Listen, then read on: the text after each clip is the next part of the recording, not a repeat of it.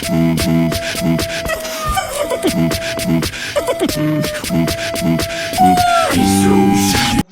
everybody to the Wisdom from the Asylum channel, the YouTube channel that does all sorts of diplomacy content, and definitely is not just going to be this one singular recap and nothing else. I'm Subcon, and I'm joined here today by the wonderful Explorer. I was playing the Qing in this game, and if I can zoom in and it doesn't lag forever. Yep. And Explorer was playing Poland. Scream if you love Let's go. Poland. Scream if you love Poland. Let's hear it. Go. Okay, so this is going to be our game recap for the A2J Imperial Diplomacy game. If you don't know what that is, that's a version of diplomacy that's just giant and has like 32 countries or something, which is just absurd. I don't know why you'd be watching this video if you don't know what Imperial Diplomacy is, but that's the explanation for those of you who need to know. Actually, it's 24 countries. I hate you. This is going to be awful. Anyways. It wasn't me, it was the Inuit. He said it in the chat. This is going to be a night. Alright. It is definitely gonna be something. Yeah, let's kick it up. I definitely have a lot that I need to say, but I think you should explain first of all why you picked your country, because you picked your country specifically, didn't you? Yeah, I'm gonna, I'll go over why I picked my country. Before that, just a quick explanation of how it differs from normal diplomacy. Unlike a normal diplomacy, there are different win conditions for different countries, which you can see over there. Someone like, Portugal has to get all the way to 64, whereas someone like, me, the Qing, only has to get to 36 supply centers. And we have these fun little high seas zones that, basically border all of these provinces and each other, all 5 of them. I'm sure that won't cause any headaches at all in the game. In the slightest. I'm going to die, Explorer. I'm not gonna die. I never had any fucking effect on the high seas. I'm Poland. Man, wouldn't it be shocking if you had had a province that was right next to the high seas? They kicked me out. They kicked me out there almost immediately. Okay, actually that's spoilers. That's spoilers, but you can't blame me for not messing with that stuff. If you had 2 of them. That's an army. That's an army. You can't use it. Okay. So going over, starting why I picked this little funky pink country right here. So, fun fact, I didn't actually pick them. Imperial Diplomacy has a system where you rank the countries you want to play most in order from 1 to 5. The country I wanted to play most was Tokugawa over here, Japan for people who aren't me. And because their position on the Pacific seemed really interesting to play. And then, Qing was actually my 5th pick. Unfortunately, I might have inputted my choices in reverse. I literally picked Qing because I just needed a 5th pick, and I was looking on the map. It's like, oh, you look kind of interesting. Throw away, I'm going to pick you. And it ended up being what I got, because I can't read instructions, apparently. Well, did you have... Okay, if you played as Tokugawa, right? Would you have done the wisdom bit? Oh, absolutely. I would have absolutely done the wisdom bit. That wouldn't have made as much sense. That wouldn't have made as much sense. I would have done it differently. I would have done it differently. The wisdom bit, which I'll explain later once we get to actual pre-game strategy stuff, came about after I knew I was playing Qing. So, I would have done a bit if I was playing Tokugawa, but it probably would have been different. How did you convince people to actually go along with that wisdom thing, by the way? Like, that had to have been... I don't understand how people were so accepting of it. If that were me, man, like, you would have been cooked. You would have been done. Man, like, all the regionals were fine with you. I just have a charm. So, anyways, do you want to... you didn't pick any country initially, and so once the game started, you got your pick of all of the countries that no one else picked. Do you want to explain why you chose Poland? Yes, of course. I picked Poland because Scream If You Love Poland. I found that GIF, and I was like, this would be really funny to use, and I picked Poland. Wait, are you kidding me? Is this No, I'm not kidding serious? you. Yeah, that's the reason why I This is picked Poland. absolutely I the like reason Poland. why you I picked love Poland. I love Poland. Poland forever. Did you even notice that they had colonies?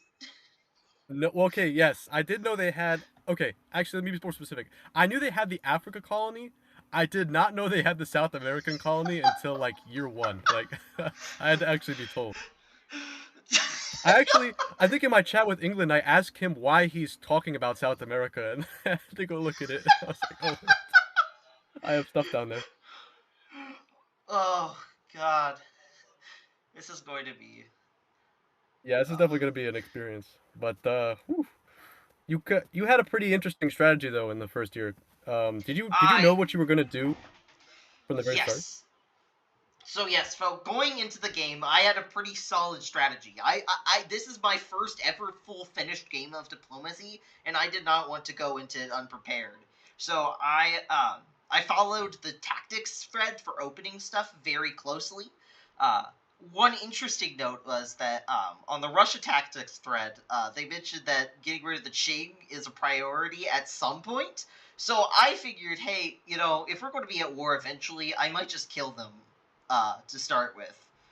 And unfortunately, also looking at the tactics thread, the Ming over here, who are this green power, their primary the strategy that was agreed upon for them was to kill Qing as fast as possible. And for Tokugawa, it was create a triple and then kill Qing after they stopped being useful. So I'm not a Lamau, big Lamau. fan of those tactics. So I knew going into Qing I was going to have to make some bold plays if I didn't want to die immediately. Yeah, but The other thing, you were basically being a nerd emoji. Like you were studying beforehand. That's kind of like a oh, nerd emoji thing to absolutely, I do. was absolutely a nerd emoji. Yeah, you should just go in blind like me. I Yeah. feel like that's The more other effective. thing, You know what I mean? the other thing I did was I looked at the performance of Qing across all of the A1 games, which this is still in beta. This is the second beta. Sorry, this is still in alpha, I guess. Uh, So there was a previous run of the game before this that had the map slightly differently, but still had Qing as a power. So I went and saw how they performed in all their games. And what I noticed is one thing in particular. I think it was A1B, where at the end of the game they went for some crazy. They were in a triple, but then they went for some crazy Ming stab without telling Tokugawa, and then just died for the rest of the game. So I wanted to avoid that one if I could because I don't like that happening. And the Yeah, other we'll thing see I how that noticed, turns out. We'll see how that turns out. yeah, there were three games, and the two games that went really well, Qing had a strong alliance with Ming. The one game that wasn't really the case, Qing just died. So I didn't really want that to happen either. So this led to me, and there's one more thing I want to go over. I also watched Florida Man's diplomacy commentary with Flair, I think it was. I don't remember if that was the one. But yes, one of them was playing Tokugawa and the other one was playing Poland. So for Tokugawa, this informed a lot of my opinions on how that sort of player would approach playing the game, which is later on why I expected them to gravitate towards the North Pacific Ocean and trying to dominate this area. Uh, I'll explain what Poland has to do with this in a second. But yeah, my basic early game strategy was that, okay, I'm in this terrible position. If I want to survive, I need to be bold and brash, and I need to assert myself before anyone else can have their opinions, and just make a plan and force other people into it. So, my brilliant idea was, what if I just coalition and get all of Russia's neighbors to just kill them? This was an idea that, so I draft up a map, giving everyone SCs in a roughly equal amount, and then I tell them, hey guys, this could be us. Look at how many gains we can make from Russia. And I do this before Russia has a chance to communicate with any of them. So that was my strategy going into the game.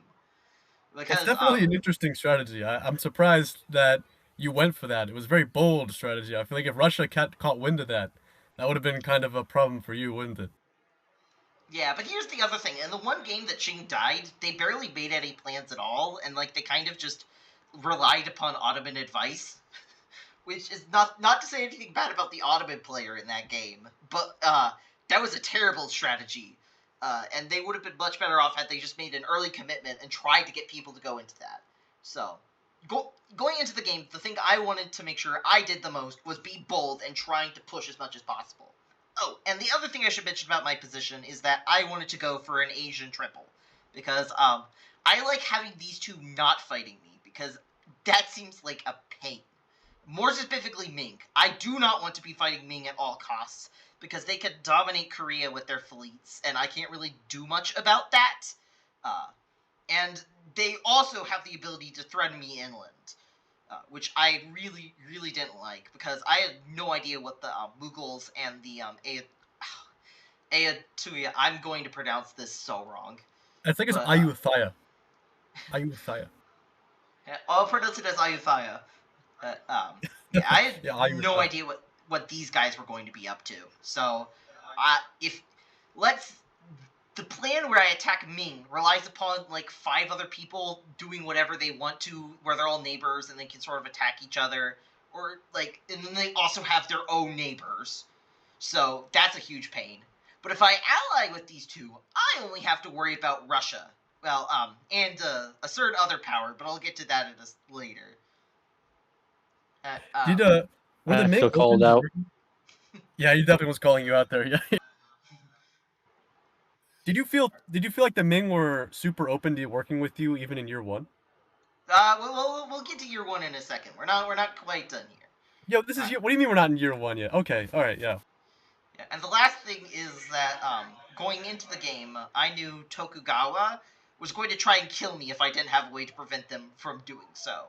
So my thought is that normally in a triple, Tokugawa tries to get Qing to not build any fleets at all. So, because why would Qing be building fleets unless they were about to attack Tokugawa? And so I didn't want to do that because that meant I had no defense against them.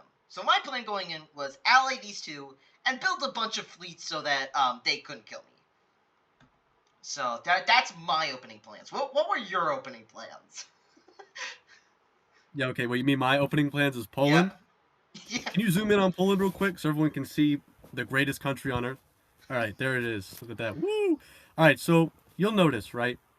Poland is kind of like in my position, in my opinion, right? Attacking Russia is a fine plan as Poland, right? But in year one, I have so many neutrals around me that like my opening moves are kind of preset.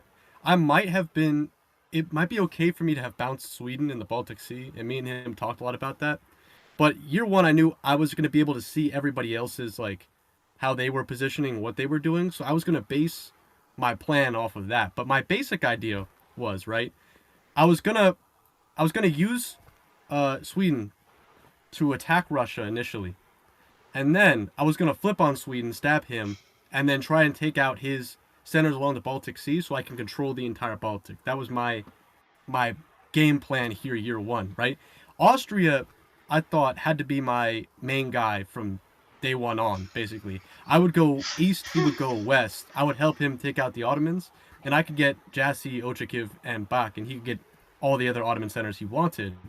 That way, he could act as like sort of like my buffer over there for the rest of the European powers, and I could go east and mess with everything else I needed to get my SCs up to victory. So I was really planning for me and Austria to be like best friends from day one. He was gonna be my staunch ally, and the Ottomans were gonna be my secondary enemy after I took out the Swedes. I would go after the Ottomans. That was my plan. Oh man, that works so well. It's a pretty good plan. I mean, it's not foolproof, obviously, but it was a pretty solid plan. I liked my initial plan, but then life happens and things change. Okay, so if you zoom in towards me, so I can be here for more or less the entire recording, so it'll be fine. Originally, my plan going in, the reason why I picked Inuit was I wanted to be in the corner of the board and like the map, because I was hoping that Tokugawa and the king at the other side of the map wouldn't really notice I'm directly bordering them, because it's like on the other side. It kind of backfired, and it's that a few were bordering me at times, so I'll talk more about that when those pop up. But originally my plan was to ally with the pink field right below me, Atasapaka.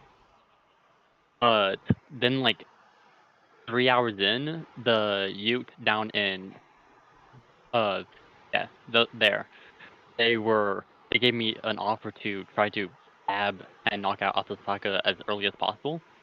Then, for the Inuit and the Ute, if Atasapaka isn't dealt with at some point in the game, we just get kicked off the continent and sent somewhere else, basically. They're just in such a defensible position on North America.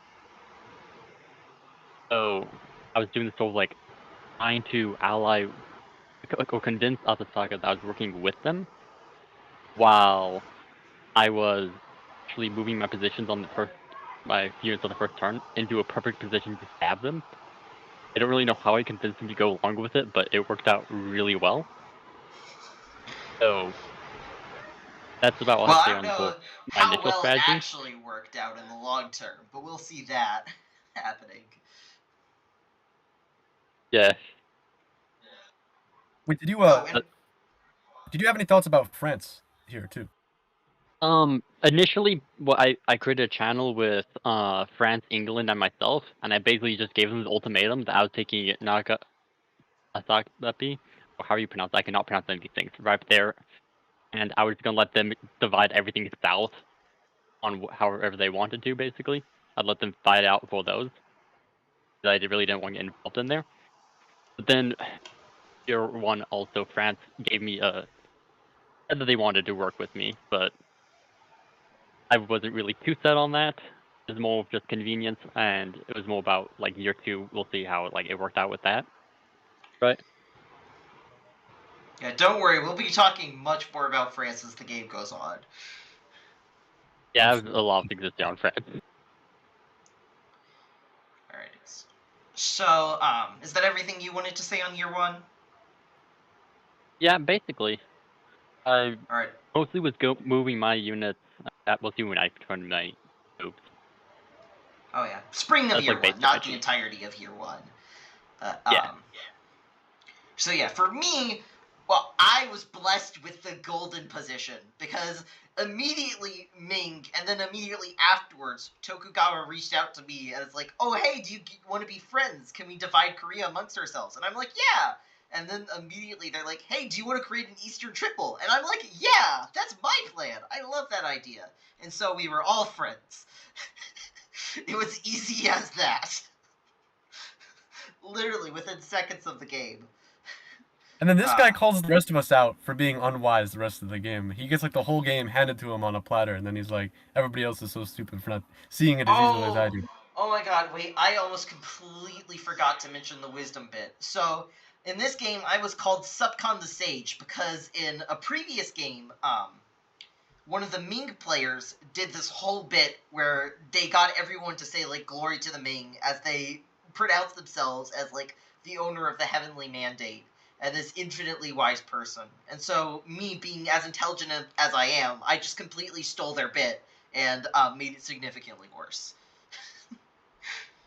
One interesting thing is I started doing this before the game even started, and the one really interesting connection was that Sweden immediately jumped on the trend, whereas my name was Supcon the Sage. I'm pretty sure they named themselves Captain Swede the Clear-Minded, which is really fun because, as I mentioned, I really want them to attack Russia with me, and so the fact that they were already joining in on my bit was a great sign for that. And that's actually kind of the reason why I did the bit, because it gives me leverage over people, because if they're going into the bit, I know that they want something from me, that they're trying to get on my side, and I can use that information to make better diplomacy and make negotiations go smoother. For the record, right? I think that was Sweden's first mistake in this game. Yeah, so talking about the Russia coalition a little bit, this was the third thing I did in the game. Immediately after 40 the Triple, created a channel called Quest to Kill Russia, and sent a map dividing Russia amongst ourselves, and said, "Hey guys, do you want to kill Russia?" One very interesting thing about this map I created was that this one little province named Novgorod did not go to Sweden and instead went to Poland. So this is actually a direct result of me watching the Florida Man diplomacy commentary, because in that video, Novgorod was a prime objective for Poland. And since I knew Explorer was going to be playing Poland, I knew I had to give him something favorable, or else he was just going to play dumb, like, no, I'm not doing this, leak everything to Russia, and then ruin the coalition. Yeah, that was a smart idea, though. That was a smart idea. Yeah. That plan didn't. We'll talk about how that went later. But yeah, so this one little decision to give Poland Novgorod in that map had huge branching consequences for the rest of the game. I disagree. You know what? We could talk about this more, but I disagree about that. Honestly, it wasn't you giving me Novgorod that led to later events. I feel like we'll talk about it later when we get to that when we cross that bridge. But I don't think it was the fact that you gave me Novgorod. I would have wanted that anyway. Yeah, I think you It and also was going Sweden to be had a something I wanted. discussion about that. We But can- no, we no, can you're do that saying your later. plan going in was to stab them anyway, so never mind. Yeah. So when I was going into it, right? Yeah, like obviously, I wanted to stab Sweden after I worked with Russia, but that was after I heard from you the plan to begin with. If I didn't hear that plan from you to begin with, that might not have been my initial strategy. And it's a little bit, I guess I'm not being fully transparent. My original goal, right, when I first started the game, is I wanted to play towards the balance of power. That was always my goal. So you sending out that missive where you're like, hey everybody, let's go attack Russia. That perked up my ears. I'm thinking now, like, how do I keep the balance of power? Well, obviously at some point I'm gonna want to work with the Russians, right? So at this point I'm thinking, sure, I'll work with the Swedes to get leverage over the Russians. Then later on, I'll work with the Russians to get leverage over the Swedes by them flipping it on them. That was sort Yeah. of my initial thought process. And one really interesting thing, Sweden has a very detailed depiction of every single year what their plans were. More detailed than I think anyone else in this game that Wait, he did they just had really? lying in his channel. Yeah, it's something called the Void. It's specific to, I don't know how many variants it's in, but it's basically just a place where only you are, and you get to send tons of information out about your plans. And the really funny thing is reading this, their initial plan was to just kill Poland until I sent out the coalition to kill Russia and basically strong-armed everyone into doing it. And at that point, they were like, okay, everyone seems like they're going to kill Russia. I might as well go kill Russia. Which is great, because that was my entire plan. Yeah, so if you think about it, it made them not want to kill me, and it made me want to kill them. Ah, I'm such a great If player. you really consider it, that's why, you know what, there's a reoccurring theme this whole game, I think you already know what I'm about to say, but it's like, you can already see the beginnings of the asylum forming before the game has even begun. We'll talk about the asylum. I In guess that more comes into detail fruition later. Yeah, that happens a little later, doesn't it? So we should, do you want to get into the moves already? Do you want to? Yeah, the one last thing I want to mention is something extremely dumb that happened.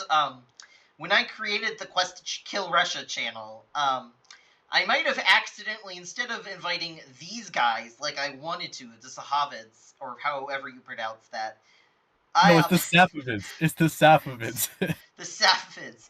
Okay, I'm going to pronounce that wrong for the rest of the video, because, things. Yeah, I accidentally instead invited Ajaron instead of these guys. And he didn't leak. He didn't leak the fact that you made it. I'll talk more about that in a second, but the Wait, other did he? funny thing is that I made an individual channel for me to just talk with Ajaron, except I didn't realize that this power, that Ajaron was this power. I thought they were this power. I thought these are Mapuche, or I'm so bad at pronouncing these. Yeah, so I mistook which power they were twice. Which is very funny. Oh, and I had to look around the map for like a minute to find them. And the very last thing I want to mention is, importantly, who I excluded from the coalition. Because the coalition contained the Sahavids, or the Safavids. I can't. I'm so Poland and Sweden. It notably did not include the Mughals and the Inuit. I had two separate reasons for both of this. My reason for not including the Mughals was because I thought it might jeopardize my alliance with Ming if I had another alliance with this power that, after they killed Russia, basically were inevitably going to go kill them.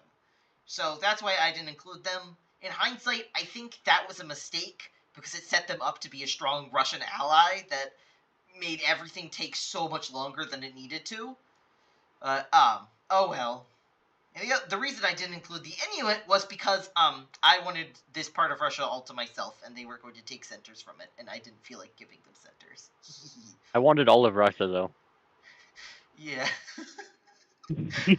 Yeah. I think we both had similar plans for Russia. You wanted all of Russia? Yeah, I never really got there in the game, but one of my plans was to just take the entire north top of the board, the North Pole, so Russia, Sweden, and then that's basically it, right? It was Yeah, gonna be funny.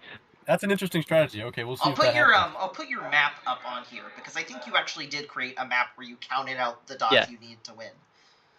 Yeah, I was gonna mention that when we got there because I didn't make that till like year 2 Ah, okay. when I was trying to negotiate with France. Okay, so Yeah, that's show the basically next period. that's the next basically all of my year one. So now we get to moves. Before we get to explaining any of this, I should the map wraps around, and this wasn't hand drawn. This was being done by a bot, and the bot was not finished by the time the game started. So you get funky stuff like this Tokugawa unit in Edo moving all the way to over here, right over here, when this is just this exact same province over here exists also right over here. So they were actually moving to right here and not all the way over there. I just need to clear that up before we continued. Alright, who wants to start with how things happened in Spring Oa? Right. Can you zoom in on Poland? Yeah. This is my territory of the world, right? This was so long ago, but do you see how I didn't bounce him out in Baltic Sea? Because Sweden was really asking me, he was like, please don't do that. Because if I did that, it would deny him one build, but I wouldn't be denied one build because I could get the Königsberg in one turn anyways. But I chose to leave Baltic Sea as a DMZ for this first turn, which shows that in case Sweden is watching this, I wasn't out to get you from day one, you know. I wasn't out to get him from day one, you know. I was peaceful. I was willing to have a conversation, an open conversation. But I feel like all my moves, you can feel free to agree or disagree with me, Subcom, but I feel like all my moves here were pretty standard. Like, I don't know what else I could have really done. Yeah, Except for I Wilno. ask, The yeah, what happened Wilno here? and Novgorod hold, that was agreed between me and Russia. We both agreed to do that. I'm not quite sure why you did just go for self bounce, but oh well. What do you mean self bounce? Where? Where you self bounce over Smolnesk. It's not really Well- self-defense, it's a bounce. Oh yeah, a I bounce, mean, not self bounce. Yeah, it would be because it's me and Russia. We could have done that, but I think me and the Russian wanted to show that we would be willing to work with each other. And I didn't really mind if he moved down into Smolensk because it would leave it open to the Swede attacking him in Novgorod. So that's fine, anyways. I think I wanted to like, actually show that we were committed to staying with each other. Keeping him in Novgorod is fine because I was gonna move at him anyways later. So I figured for this first year, I'm okay with this holding. It's probably better for us. Yeah. All right. And do you want to explain what was going on with your colonies at all? Yeah, I mean, this first year, Mali wasn't talking to me, and Portugal wasn't talking to me. So I was like, yeah, I know what's up here. I'm like, I know I'm gonna get smashed or something like that. So I go for the easy one. Once again, I feel like most of Poland's year one moves are pretty like set in stone. What am I gonna do? Not go into Indakaru? I basically have to take that center, right? So I do, and yeah, I'm planning for this next year. I'm gonna move up into Walo and bounce the Portuguese out. Um, that's my basic. I'm gonna go South America. My one army. Yep. Of course, I go for Caracas. It's actually a fleet. Or The fleet. Sorry, yeah, my fleet over there. Of course, I go for Caracas because I spoke with England. And I asked him, "Are you gonna go to Guadalupe?" And he says, "No." I asked Francis, "Are you gonna go into like the Guyana current or the Caribbean Sea?" He says no. So I'm like, that gives me free pass to go to Caracas then, because nobody can take Barbados within that year. And England actually says I can have Barbados as long as I don't take anything else in the Caribbean. I'm like, okay, I can agree to that. And I tell France the same thing. France is like, that's fine.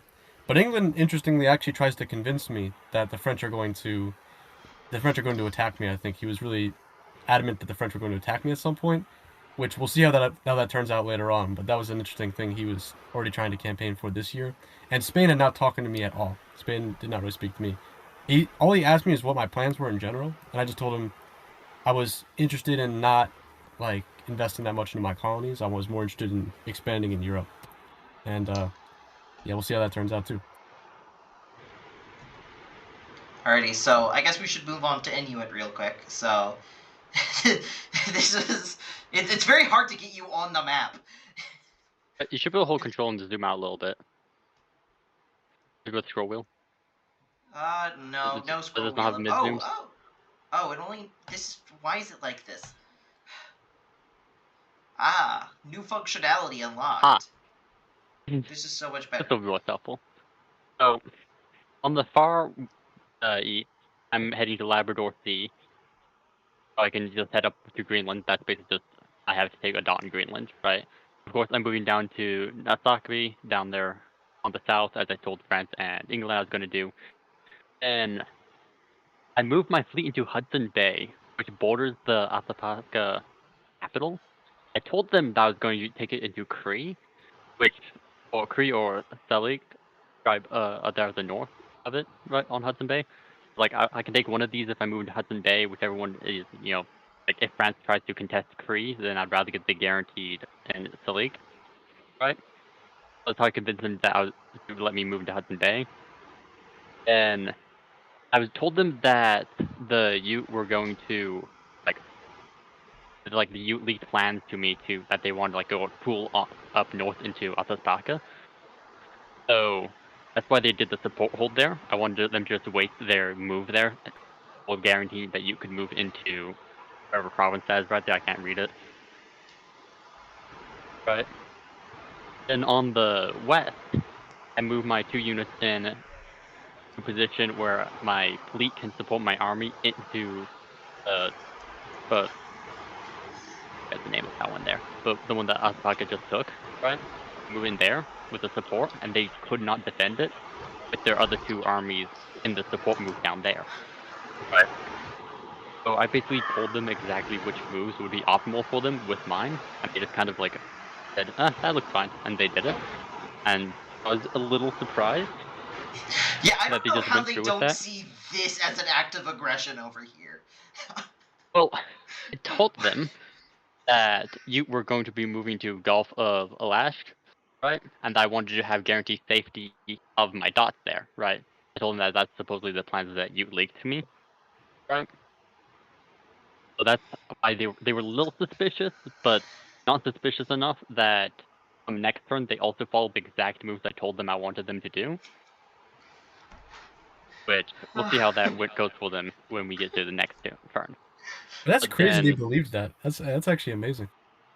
I drew up a map and I gave 2 separate maps. On both the maps, my moves were the exact same. I gave it to both Asataka and Duke, the respective ones for them, which gave them the most promising results given my moves. And so it was like a perfect point where I didn't lie to either of them about my moves, so I still looked trustworthy, despite perfectly setting up my position to be advantageous to them if I was going with what I was telling them.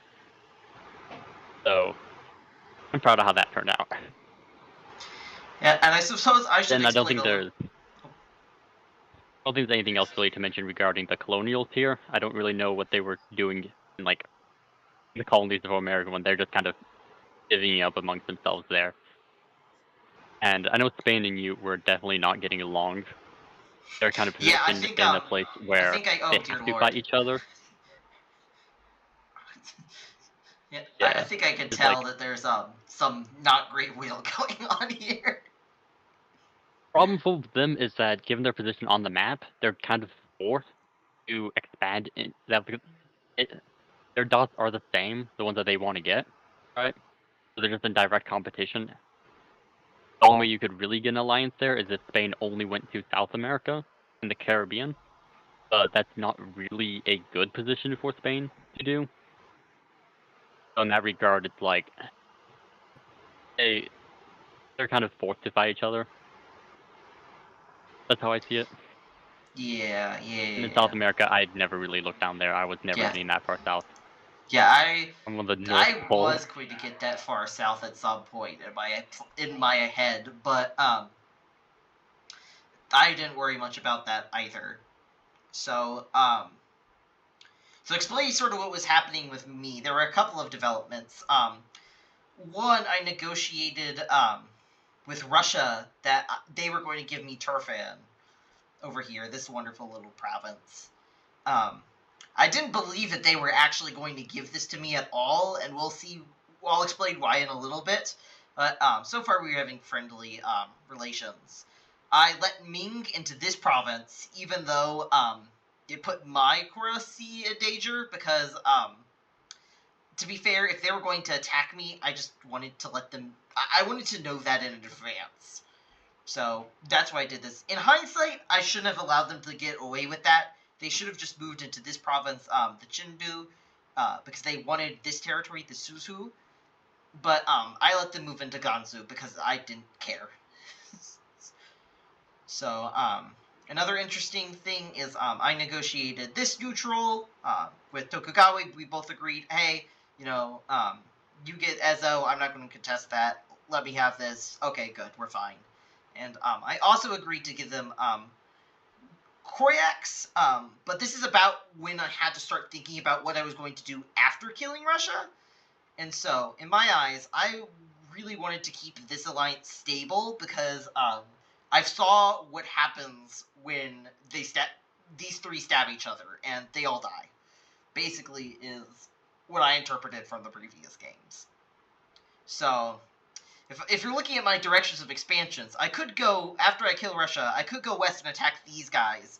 But, that sounds like a nightmare. It's so far away. Yeah. Getting units over there without coring some centers would be a nightmare.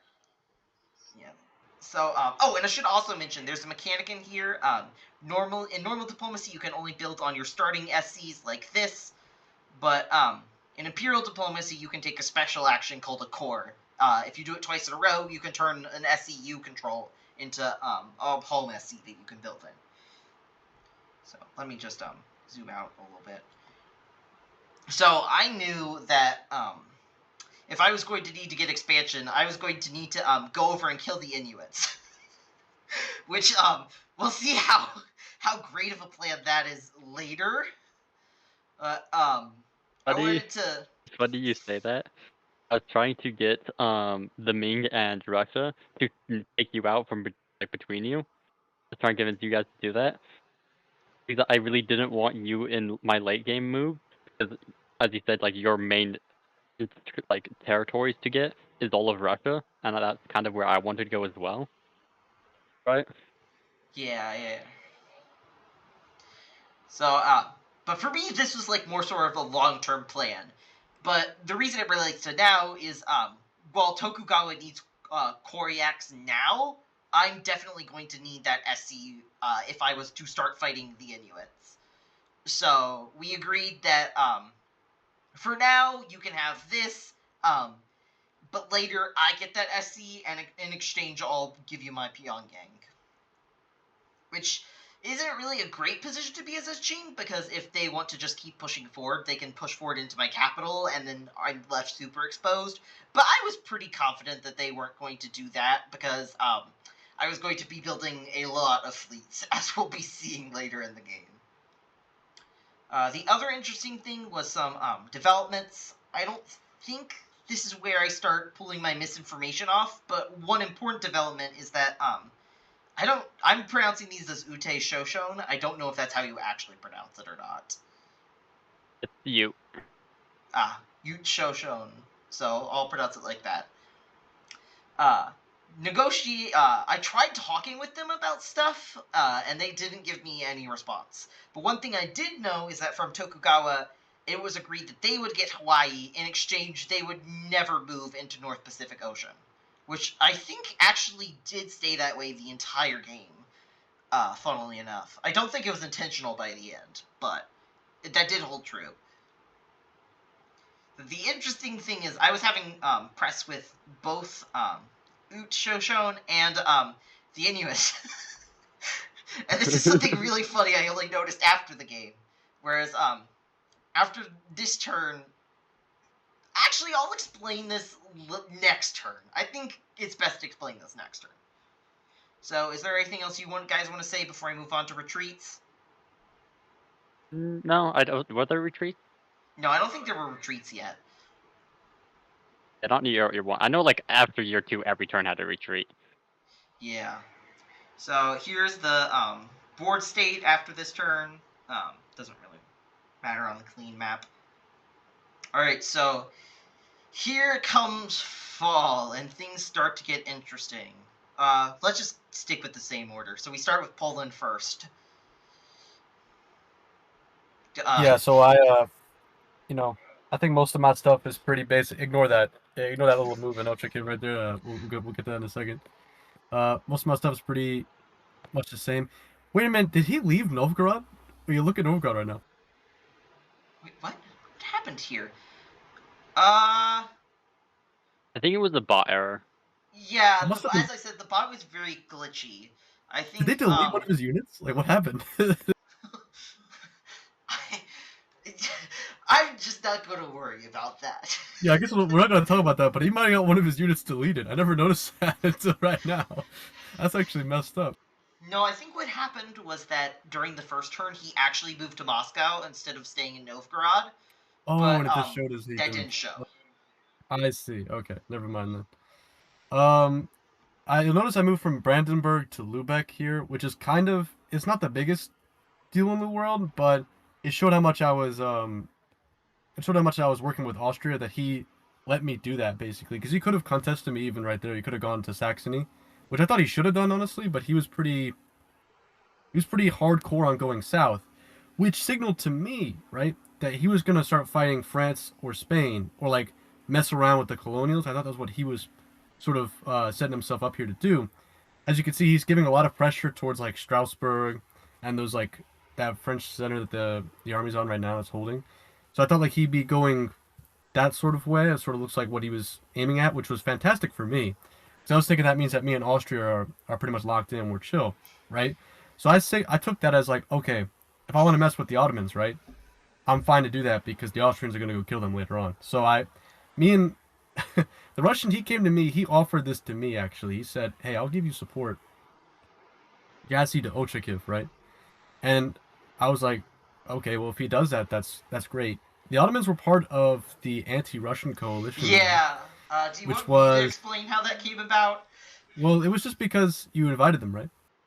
Yeah, so the Ottomans reached out and were like, "Oh hey, and I was wondering, could I get some people together to try and help kill Russia?" And I giggled, knowing that I had this giant coalition. And I actually told them about the coalition, and we'll explain why later. But I said, I can't guarantee I'll let you in because I don't know if your neighbors Poland and so, God, I'm trying to. Off of it. Safavids, Yeah. the Safavids. The Sahavits, or however you pronounce that. I'm going to struggle. The Safavids. Safavids. I'm going to struggle so much this game. I was like, because in my mind, there's no way on earth these two actually agree to let the Ottomans into the coalition when the centers they gain are the exact same. They gain the exact same centers. Why wouldn't they just want to not have the Ottomans there and then just take the centers, since the Ottomans were already going to be going south? Funny thing, turn 1, like before the spring moves, it told Ottomans to go into Russia, and I can't believe they went to you to ask you to help with Russia. I mean, I don't think they were gonna stick to south. Like eventually they had to go. They had to go north, right? They couldn't just stick to Africa the whole game. Yeah. When I was talking with them But for turn 1, they didn't seem too convinced about it. I was telling them like they could help me out later game, right? And it'd be like really funny to help me out or whatever. And I think they took it to heart. I can't believe it. Yeah, and As it turns out, both of these two decide to allow the Ottomans into the coalition. Well, I don't see why not, because it's only gives more advantage I to me if see he's in the why coalition. not. Well, it doesn't matter. Like being in the coalition doesn't stop me from attacking him here, does it? No. So why not let him into our coalition, quote unquote, when it's not even my coalition, it's your coalition, and all it does is further politically isolate Russia because now he thinks even more people are against him. I'm the one helping him out.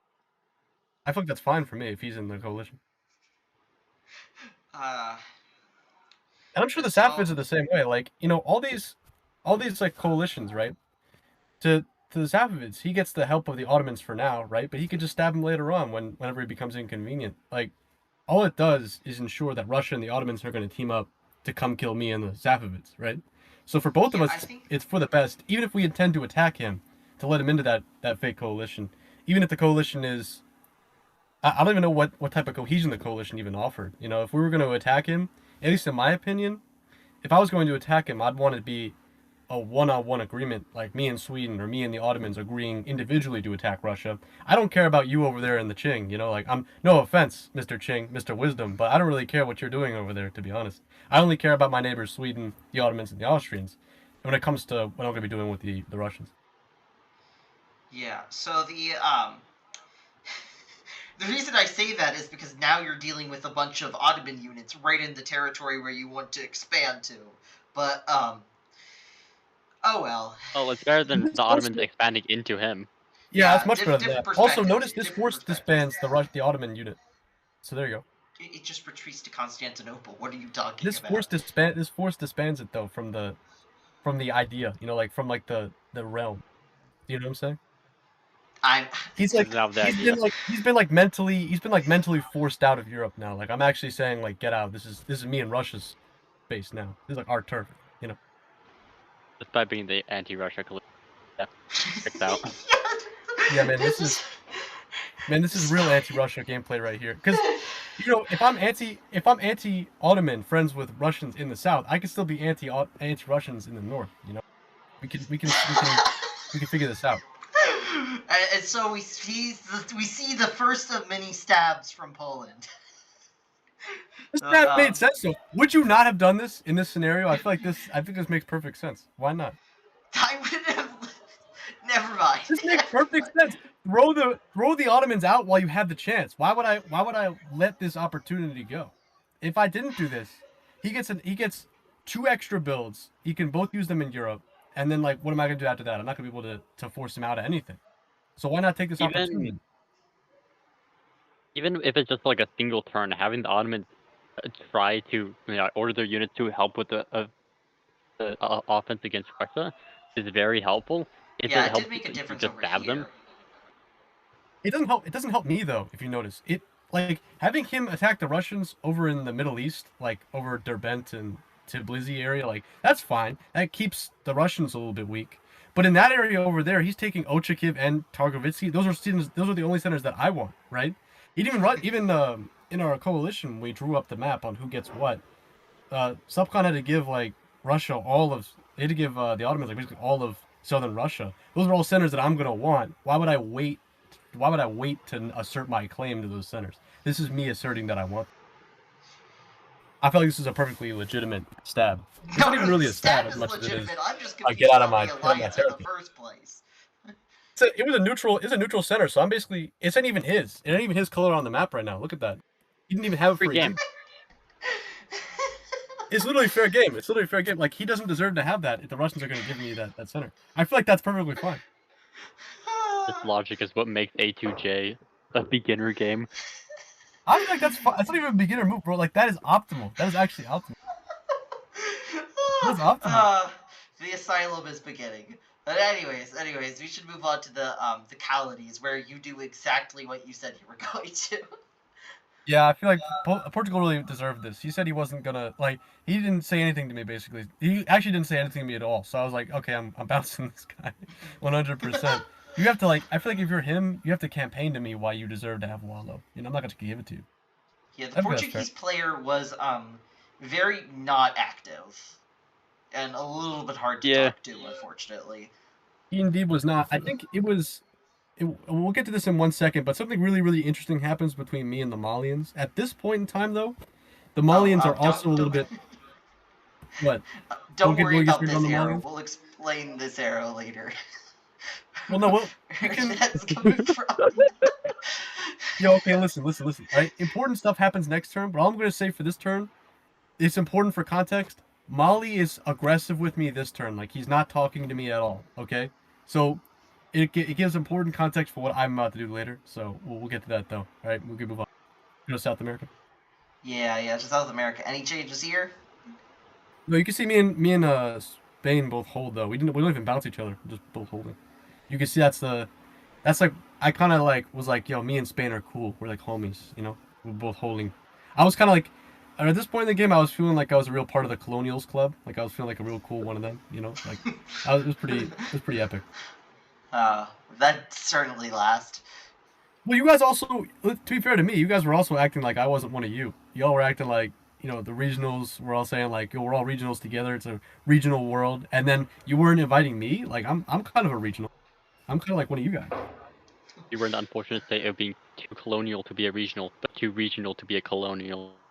Yeah, in this game where Subcon created this whole divide between regionals and colonials, which, by the way, I did not you do were the that. That first of wasn't all, me. let's be clear here. You were responsible for that. You were responsible. I was not. I You was were not responsible for that. You made the chat. No, I didn't. That was the Mughals. No, you were responsible. You made the zeitgeist. You created the feeling. You created the feeling. That bro. was absolutely the Mughals. I did not do that.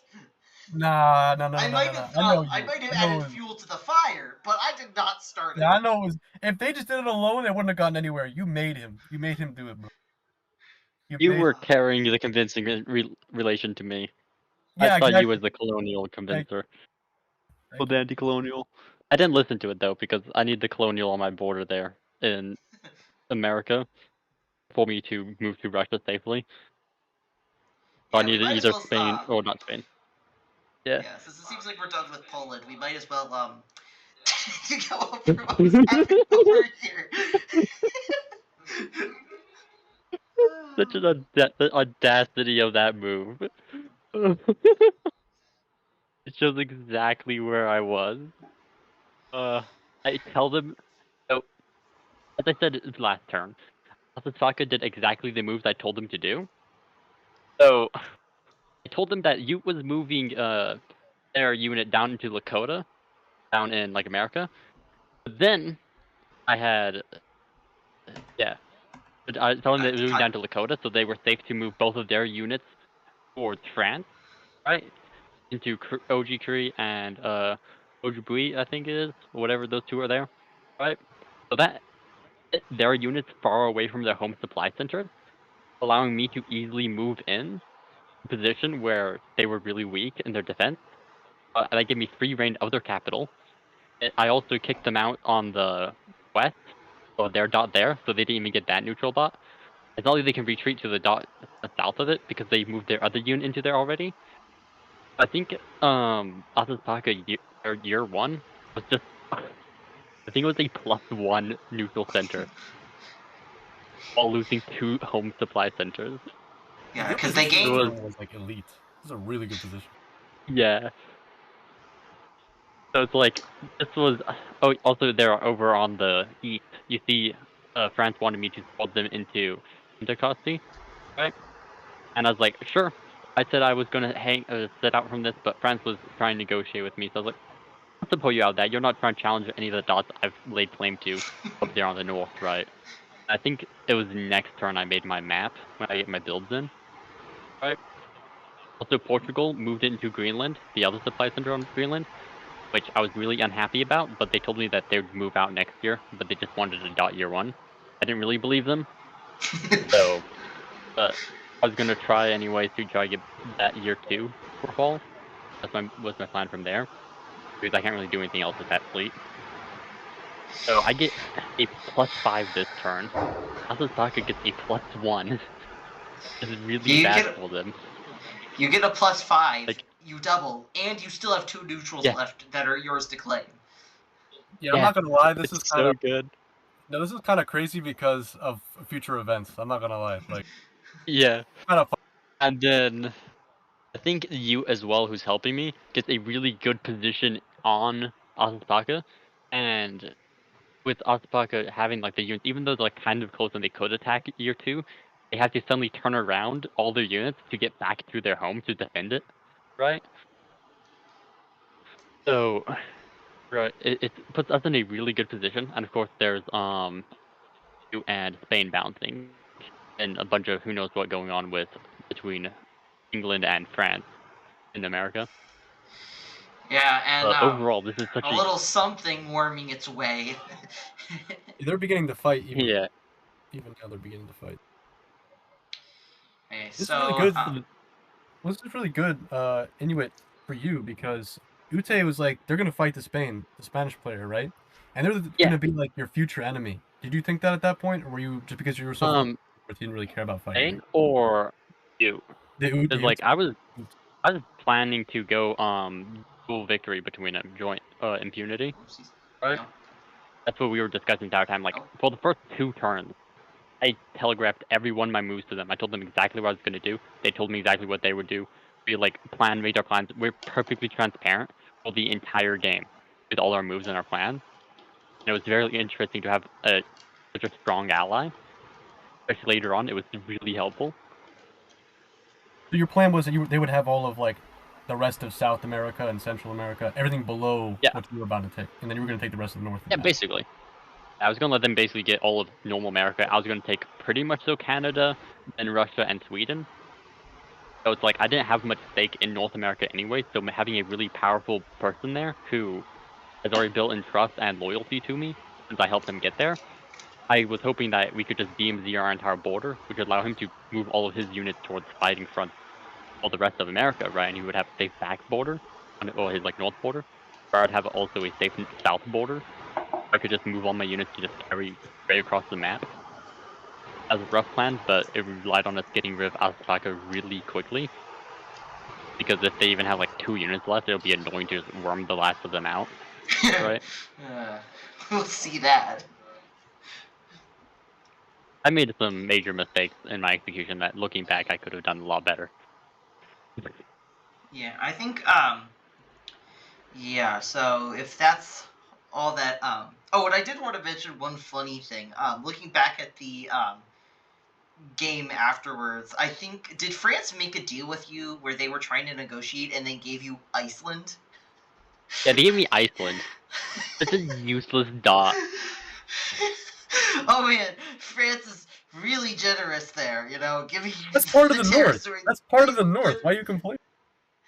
The Oh yeah, France honestly, it was giving you France. the It was France supply center telling me they I was gonna have literally Iceland. Yeah, it was that yeah, made me want to go for the whole North Pole. Yeah, yeah, I was real trying to generous of set up them. my. I tried to set up my bit as just becoming Santa, so I could deliver all the presents to the world. But working with me was just like the morally good thing. Otherwise, I'd give all your children coal for Christmas. Unfortunately, the game didn't last till Christmas, so I couldn't, go through with that. Did you think the game was gonna last until Christmas? It made it There are 2/3 some of the games way that are, there. it might have actually I It was lasted till 2/3. Christmas had like it not Yeah, ended the way it did, because it would have been a yeah. slog. If this game lasted until Christmas, I'm not gonna lie, I would have subbed out. I'll be done. I'm not I playing almost this for subbed out. Christmas. I was subbed out, but I was like, nah. Especially I not mean, after like not much the to go events on. that certain brown guy, certain brown country. Yeah, we can go on to the Qing Yeah. though if you want to. Yeah, Move on yes. to the Qing. Well, I can explain this round for me. So this was a very interesting round. Uh, what happened? So first things, continuing with sort of the Inuit discussion. Inuit actually told me that they were going to attack Athapaska, or that's not how you pronounce that. Those guys. Athapaska, or I'm so bad. But yeah, I actually had this leaked to me, and I didn't even think to tell them about it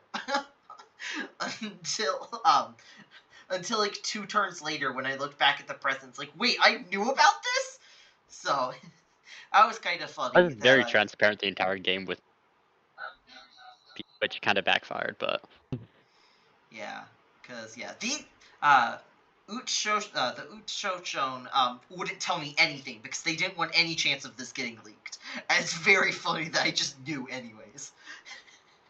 Yeah. But I was hoping back to I was hoping that you and like the Eastern Triple that you were mentioning, right? I was hoping that the ploy to get rid of Tokugawa wasn't just a ploy, so that's why I was trying to like work with you and like show that I was cooperating and like sharing information, right? Like sharing my I'll plans. I I'll try and build explain. trust there, but I think that I'll didn't go well. I'll explain that in a second. So this is the year where we decided we were all going to have cooperate kumbaya. So I decided it would be really funny if we just started doing misinformation campaigns. So the first of these is that Russia apparently told Ming that hey, you want support into Turfan? I know the Qing is moving into there, so I can knock them out of there. You can get it for free. And so, obviously, they leaked this to me near immediately. And they're like, hey, I'm not going to go through with this, obviously. So, yeah, you could have Turfan. I'm letting you know that Russia's asking me to do this. And I'm thinking here, like, so, Tumeds, what it's going to be doing is it's going to be supporting Ganzu into Turfan, right? So, that leaves a certain other territory right over here completely undefended. So, what if I tell Ming to just take this anyways? And then I just take Karakorum, completely outplaying the Russians. Which is really funny because I only realized after the turn that this was not at all guaranteed. They could have just used Karakorum to support Ming into Turfan, and then support held Karakorum with 2 meds, and then this play backfires on me tremendously. But they didn't do that, so it went significantly well for me. That was great. This might be one of the highlights of the game for me, like seeing this play come in and just watching as everything went perfectly my way. Honestly, I think all our highlights happened this turn. At least mine was taking Asasaka's capital. It's such a powerful opening. Yeah, it's not my biggest highlight of the game. We'll see that later. One of your highlights of the game is just a Russian mistake. That speaks a lot to you, man. It speaks a lot about you. What was it? It was Russia. It was me outplaying Russia by getting Ming to stab me. Like you said, he So- could have just used the other one to support him in, and it would have had the same exact effect. Well, Russia didn't do that because obviously they didn't think I would ever know about Because they this, were a good obviously. person, and you exploited their kindness. You exploited their kindness. They were stabbing That's what this me! game is about. They were a good person, bro. You They just were exploited their stabbing me! stab. You exploited their kindness. They were trying to stab me! Yeah, and they're being kind about it and considerate by informing They your were. ally. Yeah, they were telling the Ming, they were trying to be nice to the Ming, and then you came in like a third wheel, and you were like, actually, you forgot about me. We'll explain this in a second. But the other thing we were doing is that Russia, the Mughals had apparently organized a coalition of Russia and Tokugawa to have them all kill me. Which is I was trying to do that as very well. funny because Tokugawa told me about that near instantly, and I was Wait, like, oh, hey! Yeah, wait, the Mughals told you about that? The Mughals did? No. Tokugawa told me about that. Yeah, but the Mughals were setting that up?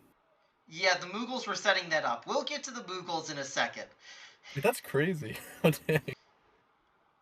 But yeah, Tokugawa leaked that to me. It's like, hey, do you want me to like just not do that and not engage in that? And I'm like, no, engage in that. Make your moves seem like they're about to stab me. Let Russia think they're still in control. I was evil. I was evil this game.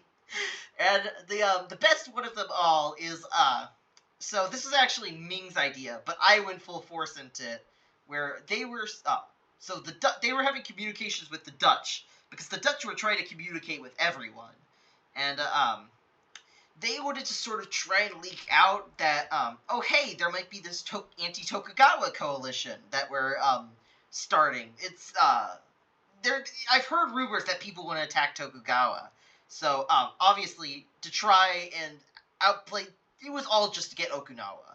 just for the Netherlands to think that there was some sort of contest here, so that they would waste their move doing nothing, and instead they both get what they want because they outplayed the Dutch. Unfortunately, that didn't work. The Dutch figured that out and did this weird thing with Portugal over here. I also thought it would be really funny to do the exact same thing with the Inuits. It was really funny. Where I told them that there was an anti-Tokugawa coalition happening. So, and I actually asked Tokugawa about this, as like, hey, do you want us to continue doing this fake coalition? I really want to, because I thought it was really funny. So, they eventually were like, yeah, fine, I see how it can work. Just figure out how quickly the Inuits can attack me, because I told Tokugawa that you were going to attack them because you told me that you wanted to expand into the Pacific. At the start of the game, like before the game happened, I gave myself one goal that I wanted to do. I was to own the capital of Japan for one turn, right? But then plans didn't really align with that. I just wanted to take Edo. It would have been very funny. Even if I sentenced myself to death, that's kind of one of my goals. But I actually kind of want to take the game seriously, so I didn't do it. And It so would have been funny though. We'll see that and that's why Russia moved into Chukchi Sea, by the way, because they thought that Japan was going to be on their side, helping attack me, so that they were going to move here to help support that, and that didn't go anywhere for for Russia. I was worried Russia was going to use that fleet to steal one of my home SCs in Alaska, but luckily they were like, no, I'm not. I don't plan to start anything with you. And so we just took I don't actually remember where I moved, but I didn't end up taking any of my spots, and I appreciated it. Yeah, we'll see that shortly, but yeah. Eventually I created a channel called Quest to Kill Japan, and I just wanted to use it to try and get the Inuits and the Dutch to make bad plays and leak information about their anti-Tokugawa strategies. That didn't. In hindsight, that might have not been such a great idea because it kind of doomed them to forever war up here that really didn't need to happen at all. It was funny though. Yes, it was very funny. And okay, so the other thing is, so it's time to talk about the Mughals. So they actually had active press with me a lot. And one of the interesting things I found out was Tokugawa also leaked that they considered Ming a giant threat and as their like number one enemy that they were scared of for the game. And so I think this kind of completely defined how me and Ming approached the Mughals. Because we knew that they didn't like us because the Mughals promised me support into Turfan, and when you look at that, they're supporting Russia instead. So, yeah, they were pretty obviously not on our side, but, like, not quite an enemy. It was kind of awkward. But, the other thing is that they actually somehow found out about the anti-Russia coalition this year. Which was something that, I wasn't really expecting the Mughals to find out. So, I knew from this that someone leaked the coalition. So, Probably the Ottomans. Yeah, this was actually before the Ottomans. I found out about this before the Ottomans. Before the Ottomans even asked to, like, join or anything. So that's actually the reason why I told the Ottomans about the coalition. Because I knew if the Mughals knew, everyone knew. So... That's actually kind of interesting. I don't think I told them. So I don't know who... Must have been the Safavids, No, so... I assumed during the time that it was, these guys, Ajaran, they told... Oh, you want to get him in here? They told, you can, but it wasn't... I figured out who did it at the end of the game, and it wasn't them. It wasn't. It wasn't. No. Yeah, but because I was certain it was these guys, because why on earth would, Poland ever leak this to someone? They had so much to gain. Those guys were in there. But yeah, I leaked a bunch of information about Ajuran to the Ottomans because I thought they were leakers. And so I was getting my revenge. They didn't leak it at all. It turns out it was the Ming who leaked it without any knowledge that they were leaking something important. They leaked it directly to the Mughals. The Ming leaked a lot of stuff to me as well. The Ming were kind of leakers. And I never told the Ming not to leak it, which I just didn't think that they would. But yeah, that's kind of funny.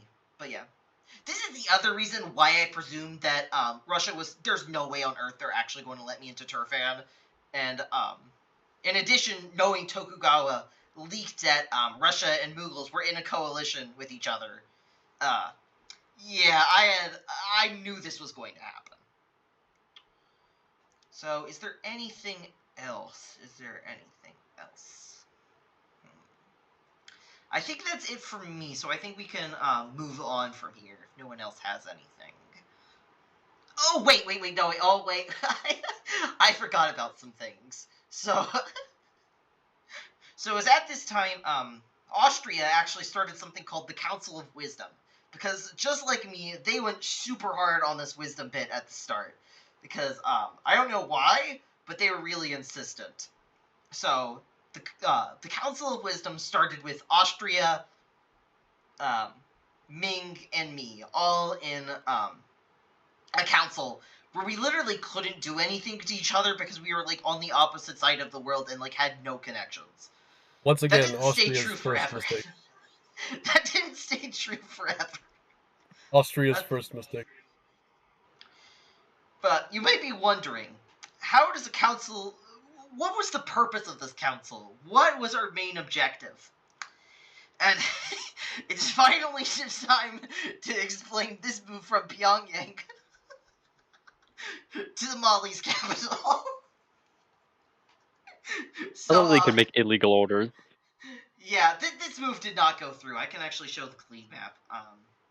I'm pretty sure this is the retreats map, actually, where it's black because it's loading. Yeah, no, not, That's retreats. Let's get to The Asataka retreats are funny. Yeah, no, as there's no Qing to be found, anywhere here. But, at the start of the game, before any press was even opened, Ming offhandedly made a joke, about coalitioning Mali. And it's like, oh man, I can't wait to declare war on Mali, and we're just going to kill Mali, right, guys? And, me and Austria might have thought this was really funny. So, so one of my actual goals became, one of my actual goals for the game, was getting one of my fleets to go, all the way through the North Pacific, through, Mapuche's territory, go up into the South Atlantic and attack, the Mali. And this was something I actually really wanted to do. This was not strategically, like, it was not a good strategic decision at all. I just really wanted to do it. This was maybe the one thing in this game where I was just... The one thing where I was not playing to win. I was just playing to kill Mali at one point. But, everything else I did this game, except for sending one fleet to Mali, my plan to send one fleet to Mali, I was trying to win. So, for anyone who remembers the game, this might be surprising. But yeah, so me and Mali have a lot of beef throughout the game. It's mostly one-sided. It's mostly just me. But, but I figured I'd explain that before we move on to next turn, which I think is builds. Yes, and here's the wonderful little leaderboard. We have Netherlands at top. We'll get back to the Netherlands Number eventually. 7. Yeah, and here we are, and these guys down here are not happy.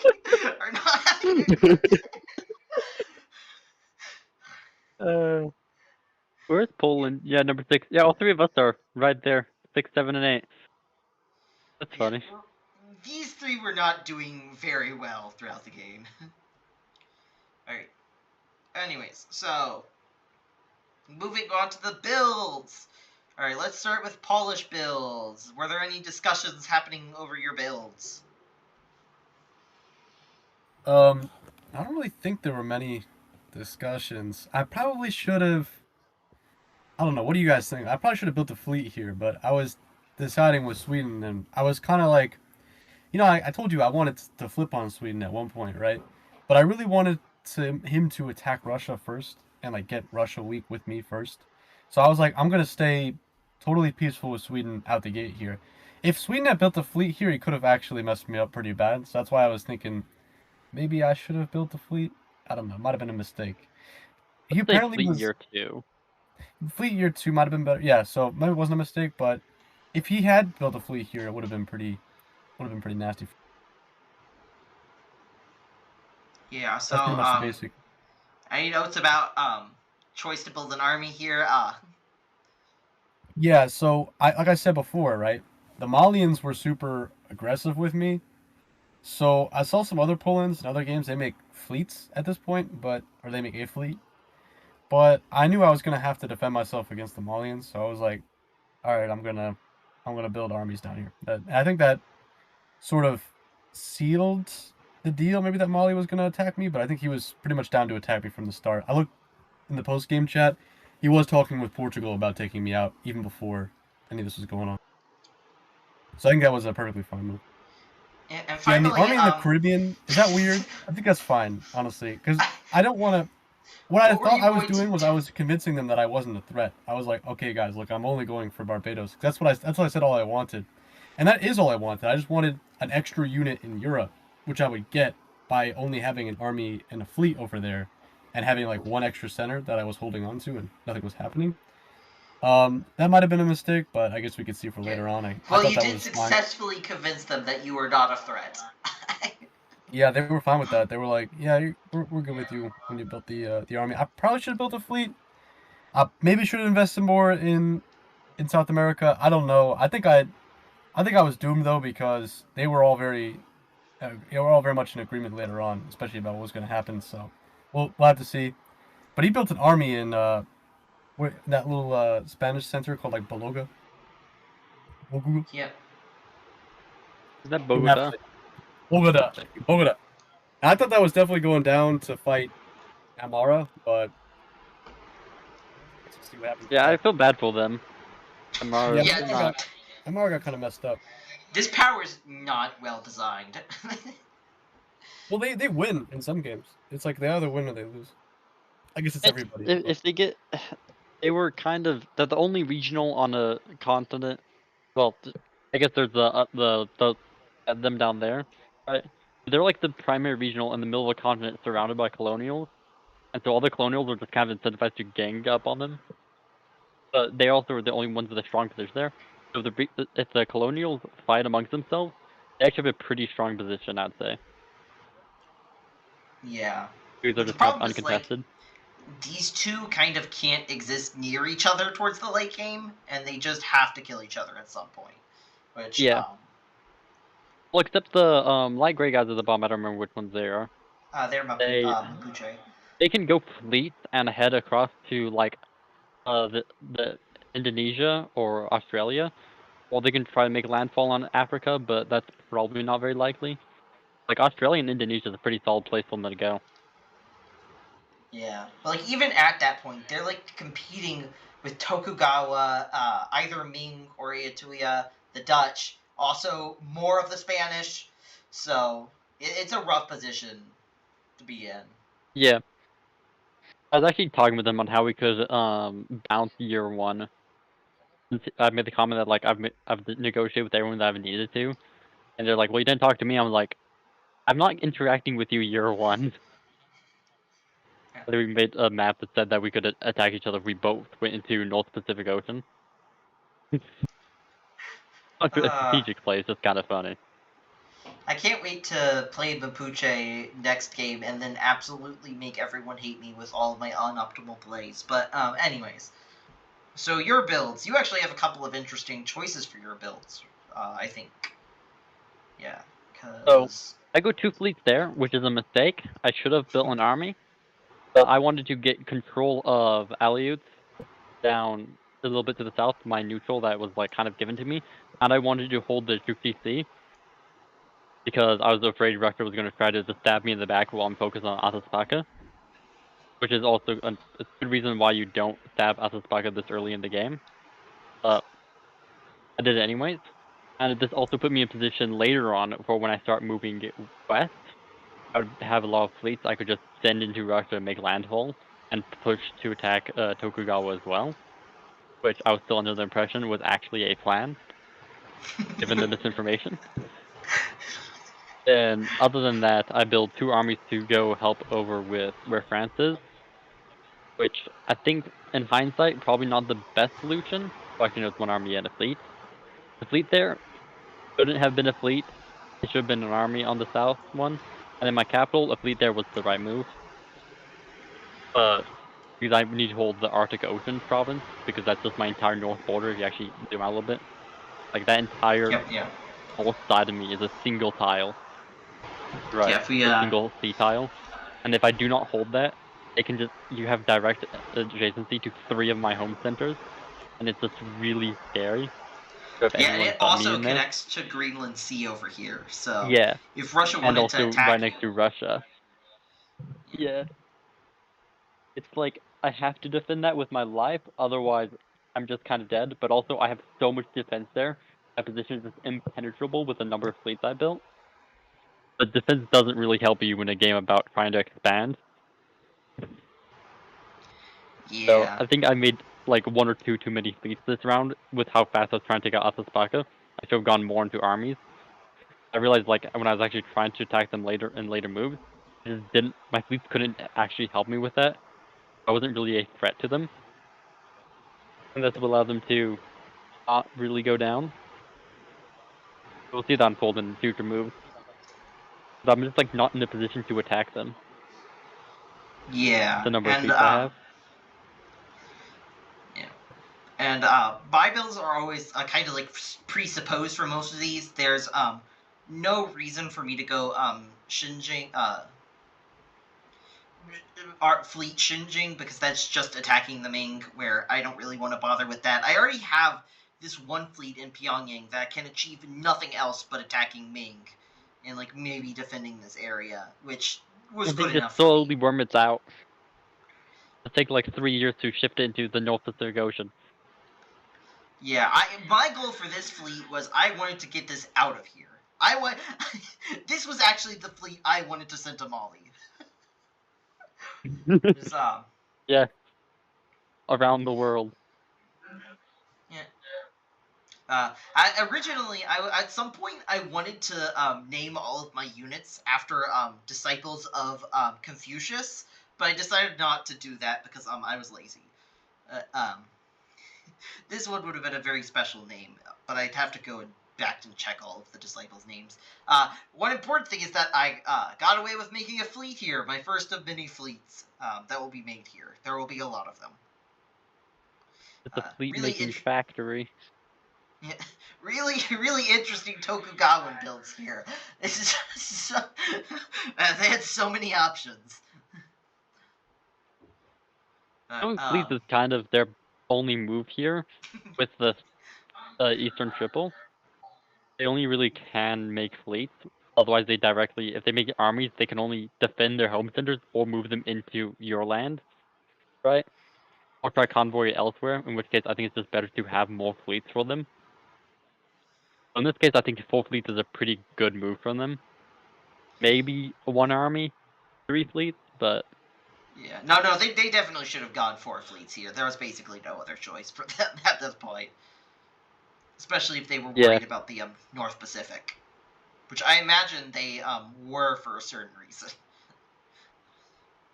And also you gaslighting me and like into building more fleets that I needed.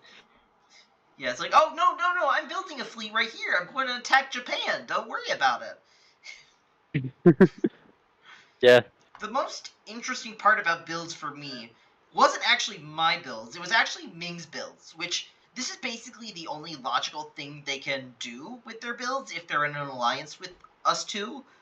But The interesting part about this is that the Dutch would not shut up about how many armies Ming had on my doorstep. And it's like, ooh, Qing, are you not scared that they're going to stab you?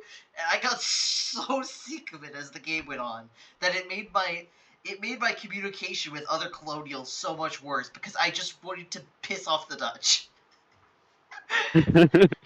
Because I got so annoyed with them. Yeah, the Dutch So, player was trying to talk to me so much, despite us not really being able to interact with each other. And I saw that they were definitely like in the lead in the entire game. And so I was like, I don't really trust them, given like future alliances that they have and their positions around me. yeah, And the also Dutch what had some an of the people said in the report, the Dutch had an the insane news first year. report. I don't know how many other games they doubled their supply count in the first year, but they did here. Every single one I of thought that was they plus got a 15. I thought they got a plus 15, so one short of a double. Yeah. Was it? I think that's what Let they me got. check. They Yeah, only got 13 builds. they're 27. They're Yeah, 27, so and they got 13 builds. So yeah, they only got plus 13 when they have 14 starting dots. I remember them being really upset that they didn't get a double on as a colonial. Because honestly, they were really close to it. yeah, the Dutch They were player. really close. We'll see how I think they insane they were. are. I think they were too skilled for this beginner game. They felt a little better because like this is literally my first game of diplomacy ever played. So I have like zero experience. Yeah.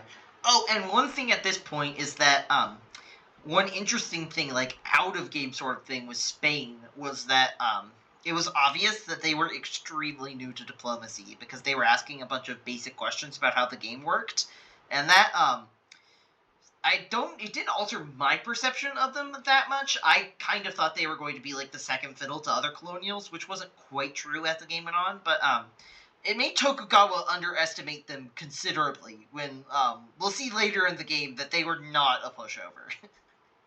There's a reason why I asked all my basic diplomacy questions inside my void to the GM because Yeah. I did not want people to know that I did not know how stuff works. Yeah. I think So it yeah, actually turned out well for them because I think it actually surprisingly turned out well for them. But I don't think it would have turned out as well for you. Okay, let's move on to like actual more things because we've been here for an hour. Year 2 it should get after faster on the future turns. Alrighties. So it's time for spring of year 2. Woo! Okay, let's Those arrows never get old. okay. So, can you So scroll over to look at Russia a little bit? Like, can you look up at Russia? here, I'll zoom out and then zoom back in a little bit. Yeah, it's good. You can see that Russia in this turn, right? He didn't bounce me in Novgorod, which I was very, very happy about. I, can you scroll in a little bit more? Can you zoom in a little bit more? I'll zoom in a little bit more. Oh, that's a Uh, little too much. That's good. Do you see how you see how down you scroll down? Yeah, right there. You see how we're still kind of cooperating, and I got into Novgorod. I think it was this turn. Yeah, it must have been exactly this turn. Me and Russia made the deal where I get Novgorod, and in exchange, I told him about the entire coalition, and we would begin to work together. Like from here on out, I would just fight Sweden, which would give him time to focus on you in the east and focus on the Ottomans and the Safavids and everybody else he had fighting him, right? I kind of thought he was good for this deal because he let me into Novgorod. He let me into Novgorod, right? And he didn't bounce me even though I told him I was doing this. And he even went down to Dawn. So I thought me and Russia were locked in. We were good. And I even kind of like supported myself. You know, Jassy, Hoch gives support. One thing though, I'm sure this must have made the Russians a little bit nervous. I moved into Poltava despite saying that, you know, we would be good. And you'll notice I didn't attack the Ottomans either. I didn't move Ochakiv into Targovitsk. So I think you can already kind of see the weird, like, playing the lines thing I was kind of trying to do all game, where, you know, despite kind of working with the Russians, I had also stabbed the Ottomans, and you know, you know how it is. I was trying to play all sides. So even if Russia had given support to the Ottomans to get back into Ochakiv, which you can see the Ottomans tried to do, I was prepared to defend myself and to go to Poltava to punish him if he had done it. But like, I'm sure to the Russians, it seemed like I let him in to Novgorod, and then he was also coming in to kind of threaten me. So that made him nervous, I'm sure. And we'll see how that turns out for our relationship in the future. But one, one super important thing though. Yeah, what are you saying? Yeah, I got so mad like after the game when I when I saw you leaked literally everything to Russia, saying that you felt bad. Sorry about that. Sorry about that. It's too bad, man. Too bad. I wanted to I wanted to work with him here because I thought it would be really convenient if I didn't have to fight him and I could just go after Sweden. I was gonna if I could hold Novgorod and hold all my other gains I made the other year, right? I could afford to build in my colonies and build 2 fleets to come after Sweden. I thought that was a good deal on my end. But um, something really interesting that happened here, I think it's not really well put out on the map, but Lubeck gave support to Bremen into Kiel. Um, and you'll notice that Sweden didn't move down there. I thought he would, so we could talk about that. But apparently Sweden said he was fine with it, and indeed he didn't challenge it, which I think was definitely a weird play on Sweden's part. I don't know why he didn't do that. Did you hear anything more about that? I did Are there not. This was. two Dutch fleets? Oh, What do you mean? oh yeah. So here's some classic. Oh yes, the bots. Yeah. So this was the beginning of the Dutch, the Netherlands players quest to find every single map error that they could and report them all. And this was when the during this time there were duplicated Dutch fleets, and at one point everything else off on the map except for the duplicated Dutch fleets got deleted, and like some Ottoman There's an stuff. Ottoman And one as well. Yeah, the yeah, which is duplicate units weren't really deleted. funny. Yeah, man, this was a little bit scuffed. This was a little bit of scuffed game. It's still Yeah, the alpha. Still bot. alpha. Yeah, as I mentioned, the bot was not finished. Anything more to talk about here, or do you want me to go to your colonies? Yeah, notice that Austria moved into zips. That was a very interesting decision. Yeah, as they He, pivot everything around back from France. he also backed off France. Like I said before, I thought he was gonna go attack them or the Spanish, but you'll also notice he cored in Italy. I thought that was very weird. Why did he do that?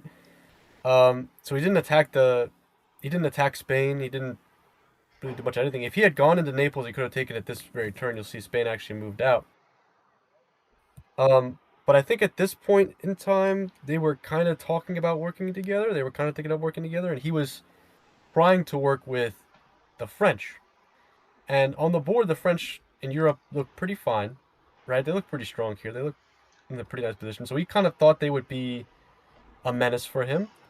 And at this point, he was trying to reorient himself towards the east. So he moved into zips, and it made me really nervous. He said to me that he wasn't actually attacking me because Prague didn't move out, which I saw that, and I was like, yeah, he just supported some random unit far away. I don't know what he. Yeah, he He supported supported my move, you. and I Yeah, supported him into Bavia. yeah. Anyways, I was a little bit. I was like, Area. okay, he didn't do Yeah. that. Anyways, I was very nervous about that zips move, so I was definitely trying to kind of calm down my calm down my relations with the Russians and see if I couldn't, you know, keep them safe, attack Sweden, and defend myself against the Austrians. I was really hoping Austria wouldn't attack me though, but at this point I was thinking that maybe he would. I kept Warsaw holding this turn. I thought I wouldn't. That was really smart of me because if I had moved it over to Kiev, it would have left me more open. But this next turn, I have it open to go defend myself in Krakow or Ruthenia, really Ruthenia. This next turn. So that was just kind of lucky. Avoided an illegal move instead of a hold. Funnier that way. Yeah, And you were holding L, massive L. I think my holds were actually pretty good when I held, because I think if I had moved it, it would have fucked me up pretty bad. You could have ordered a hold, or you could have ordered an attack onto the Mali capital. Yeah, you I see. could have, but Yeah, then like that's making a statement. It's like if you have more holds, right, because you're actually next to them. yeah, if that's also true. But if you have more holds, I feel like it shows you as more peaceful. Like you're not as aggressive. You know what I mean? Yeah, Anyways, but on the also in other hand, it Africa, could show you as attacking Mali, and I think that's more important. me and Yeah. you can move down to Africa if you want.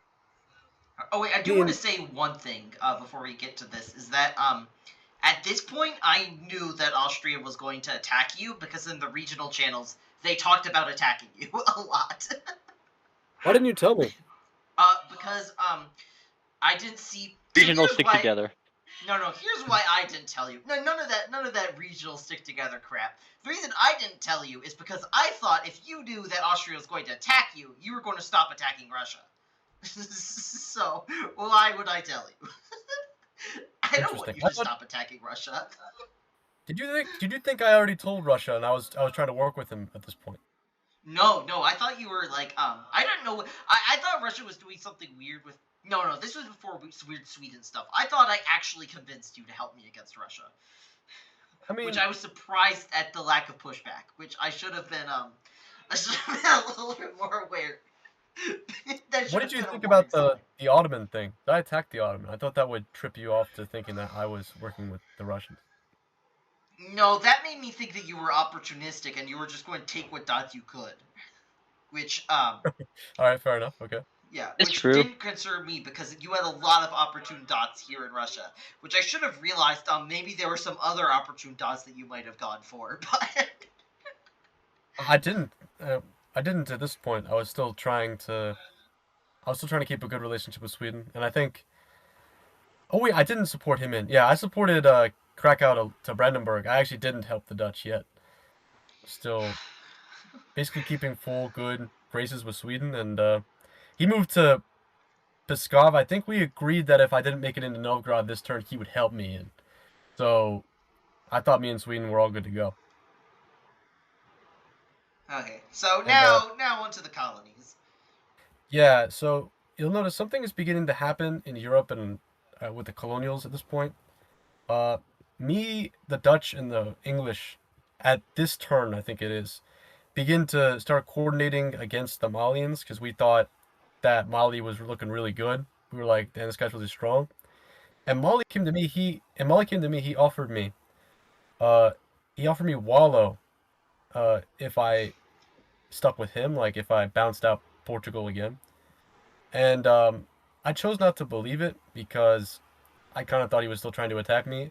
And you'll notice that he did support that center up into Silla. So I kind of think he was still trying to attack me, but I guess it is what it is.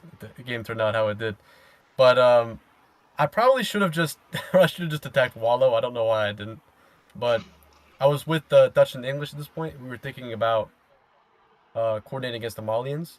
And in Europe, they were thinking about coordinating against the French. Because Sweden came and told me that he was going to work with the French to kill the English long term. They had made an agreement that they were going to go coalition the English together. And I was worried about the survival of the English. I don't know why I was so worried about the survival of the English, but for some reason I was. I thought it would be convenient to work with them against Sweden. And England was still being nice to me. He was still saying you can have Barbados, and he was still looking down there right now. And indeed, he was just going into Guadeloupe, which is a little bit sus on this map, it looks like, but it's not that bad. If it's just a one-strength unit, I wasn't that worried about him being there. And yeah, I think it's pretty much standard stuff. I think maybe you would disagree, but I think that it was fine of me to go for Silla and Geba. Although it might have been too aggressive, I probably should just bounce the Portuguese out again. But from where I was standing, I think that trying to attack the Malians, or at least get in a position where I could attack the Malians, was probably going to be for the best. Yeah, I think looking back on it, it might have been a mistake. Rough situation where your two allies are over here and can't help you at all, and your two enemies are over here and can very much kill you. Yeah, it's sort of inconvenient. I probably should have given the Malians a chance and just have gone along with it, especially would have delayed the Portuguese from taking my center for a year. That would have helped. Yeah. But yeah, it was a little bit of a dumb move. I've made a lot of dumb moves this turn. You'll Yeah, see later this was not the this year. worst one. Anything you Yeah, want to say about Spain? Although you probably should have just cored this. I'm realizing instead of holding it. I didn't want to. I didn't want to be threatening, so I just was trying to just chill out. I told them I was trying to chill, so I was like, yeah, I'm just gonna try and chill. Yes, I was really very just trying chill. to. Very, Yeah, I was trying to be chill. very This guy was chill. not being as chill. I thought. I kind of was. I was like, dang, he really did that to me, and yeah, he did. Uh, I think that's all for Poland. So, anything about the Inuits up here? So I think the first major note is that I moved out of the capital because I figured that Atapaka was going to try to knock you out of where they did, right? So I was like, I'll give you the capital. I can't really go anywhere else with my fleet being in the capital, right? And having a fleet in the Hudson Bay is actually just so nice for comboing units around. I never really get to play with it this game, but I considered it a lot. Then there I am moving out of my section on the east where France is, because of course I'm working with France. Allied with them, I already gave them my map, and so I was like, Uh, I'll move out there. I got my dot that I wanted. I don't care about any more dots. And I actually asked them if they would let me move into their Apanachios or whatever, that one there, so I could move to Cree that year, right? But they said if I move there, they're going to see it act as one. They're not going to let me do it. So I was like, okay, fine, I'll try to work with them, right? Then of course I'm moving down on Greenland, trying to get the other Greenland dot because I don't want Portugal to have it, right? yeah. Then Yes, they're going to move out, right? Obviously. yeah, They're I going to do don't that trust to them them. being there, right? I have support from Austria. I told Austria is like I have a unit holding. If you tell me one of your orders, I'll have it support you. That's what that really long line across the map is Yeah, to I am bring very me into curious there. how this alliance came about between you and Austria. I told Austria I was going to try to take the North Pole and then convoy one of their units to Australia, Oh, right? And so I was right. just memeing around with it, showing that was an alliance with that, right? I kind of wish I made it clearer that I want to do that with you and the other people in the Pacific Ocean, the Togo and you, because then we actually might have been able to pull it off without just getting stuck in a petty war over misinformation about there being a collision against Japan. Okay, so So I think since we mentioned it, I should explain it right here. So this year was the oh god, was the year where I did. Oh, okay, yeah, this year was the year where I decided it would be really funny if we just all collectively lied to the person doing the newspaper, because there was a reporter doing a newspaper, and I wanted to create all of us to create the most outlandish lie we could, and so I don't remember exactly how it went, but I think it has to do with that we were all going to arrange to convoy Austria's armies into Australia, where they could then take it over, and then the rest of us were going to hold everything, um, and so that we could start the game with Austria located entirely in Australia. Uh, yeah, that bit was really dumb, but I made the comment in the public channel that we're making this. Our motive for doing this is because we couldn't keep Australia and Austria separate. We decided to just make them the same thing, right? For ease of communication. and then Of course, the GM said that they'd rename the role to Australia if we managed to get them to core a unit over there. I was legitimately wanting to do that. I think it'd be a very notable thing for our game. To really set it apart. yeah, But so at this point, this was when Sweden was also admitted to the Council of Wisdom. So at this point, our secondary objective became getting Austria to Australia to fulfill this stupid requirement. which actually had a tangible impact on the game. Yeah, more than the gaslighting did. Yeah. But yeah, as you mentioned, it is really funny because if you mentioned that you were going to try and do this instead of attacking Japan, I would have totally helped you do that. Yeah. Like, with Russia not having any claim in the Arctic Ocean up there, I could easily have gone like 3 fleets in there, and then I would just need Austria, to move it onto the coast, like up at Sweden or something, right?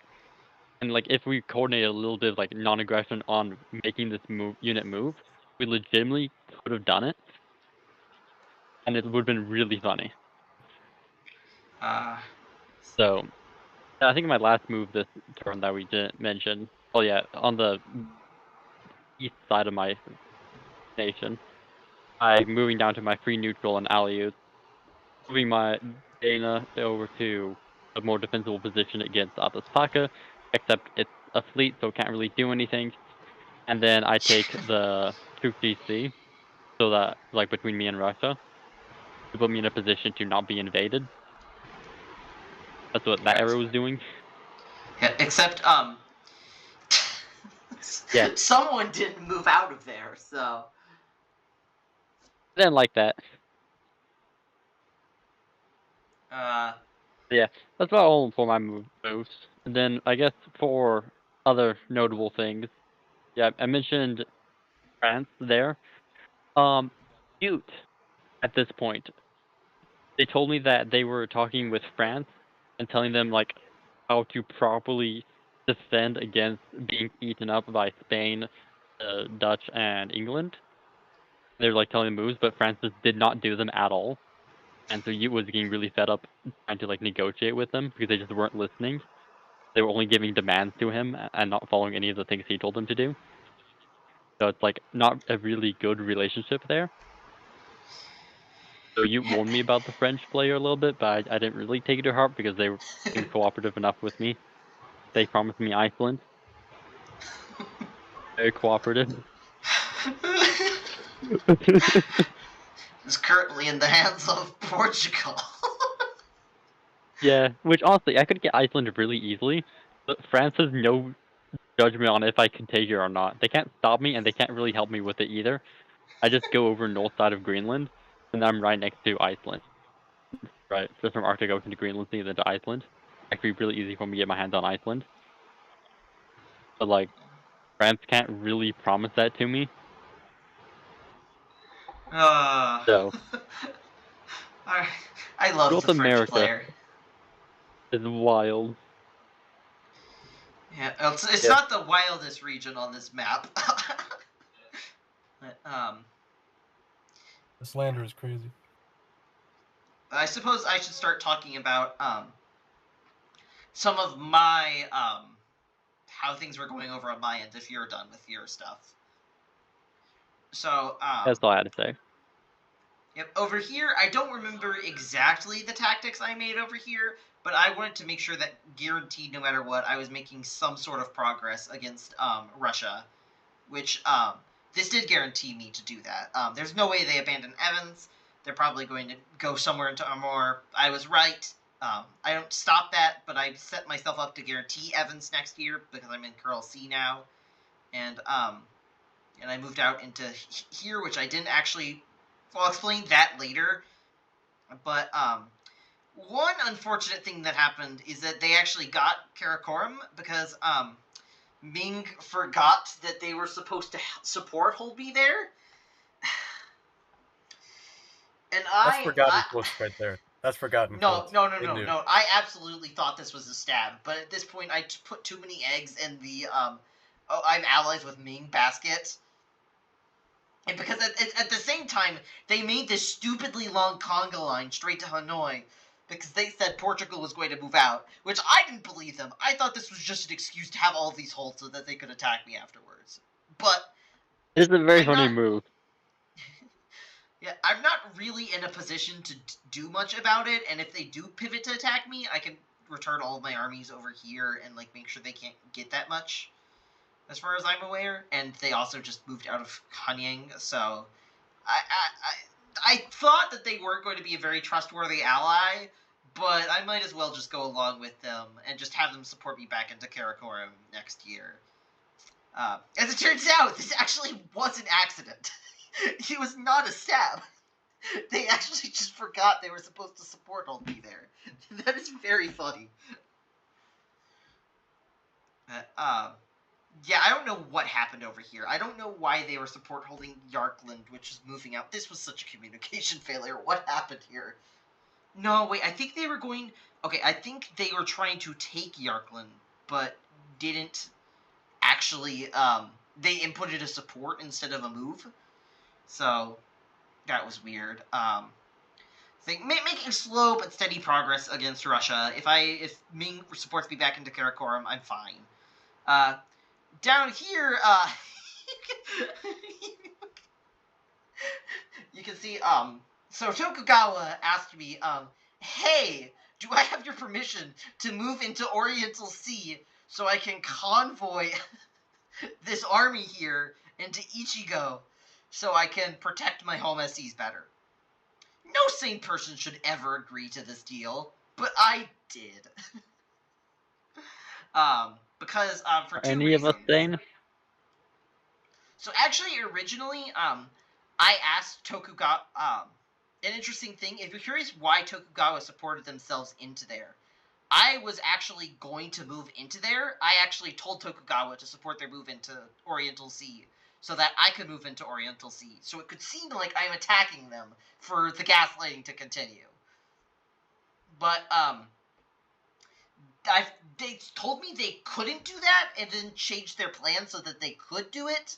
So, I ended up... It didn't go quite the way I wanted it to, but it worked pretty well here to make it seem like, oh yeah, me and Tokugawa are definitely aggressive with each other.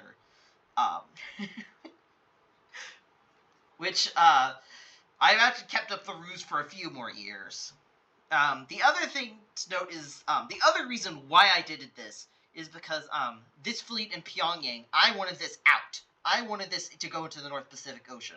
So I thought if I let them do this, they might let my fleet to go through this province right here, Kyushu.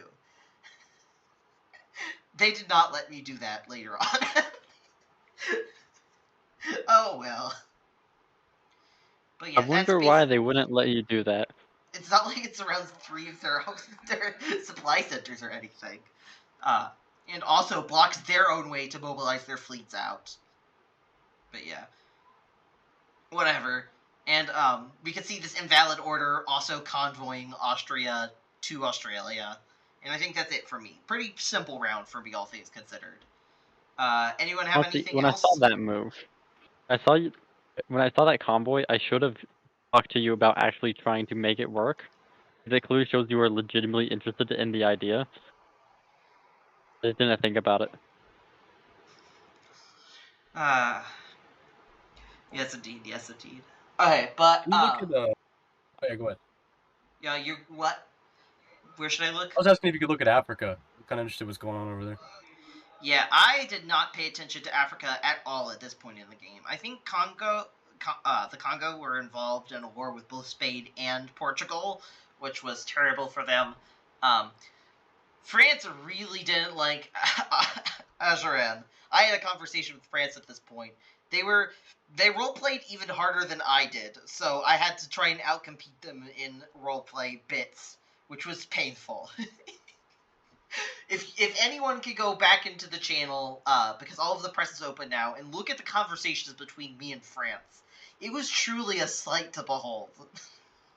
Which is surprising because he told me after the game, right, that he wanted to come in here and yell at you over the incident that happens later on. Oh, we'll see that. We'll see that. Yeah, and you know what, right? They're both blue. They should be cool with each other. I don't know why they hate each other. They're both blue countries. And you know what's more than that? You know, France got... You know, we all know what happened to France in this chat right now. I mean, if somebody else is watching the video, they'll see what's going to happen to France. But if they're, like, role-playing like you were, I would think that they would have done better. But apparently not. No, we'll see. We'll see very shortly why they didn't do so well. We have to dissect that because I still don't really understand what happened. He kind of talked about it a little bit, but I don't know. We have to see exactly what happened I here. understand my half of what happened there. I'm not sure about the other half.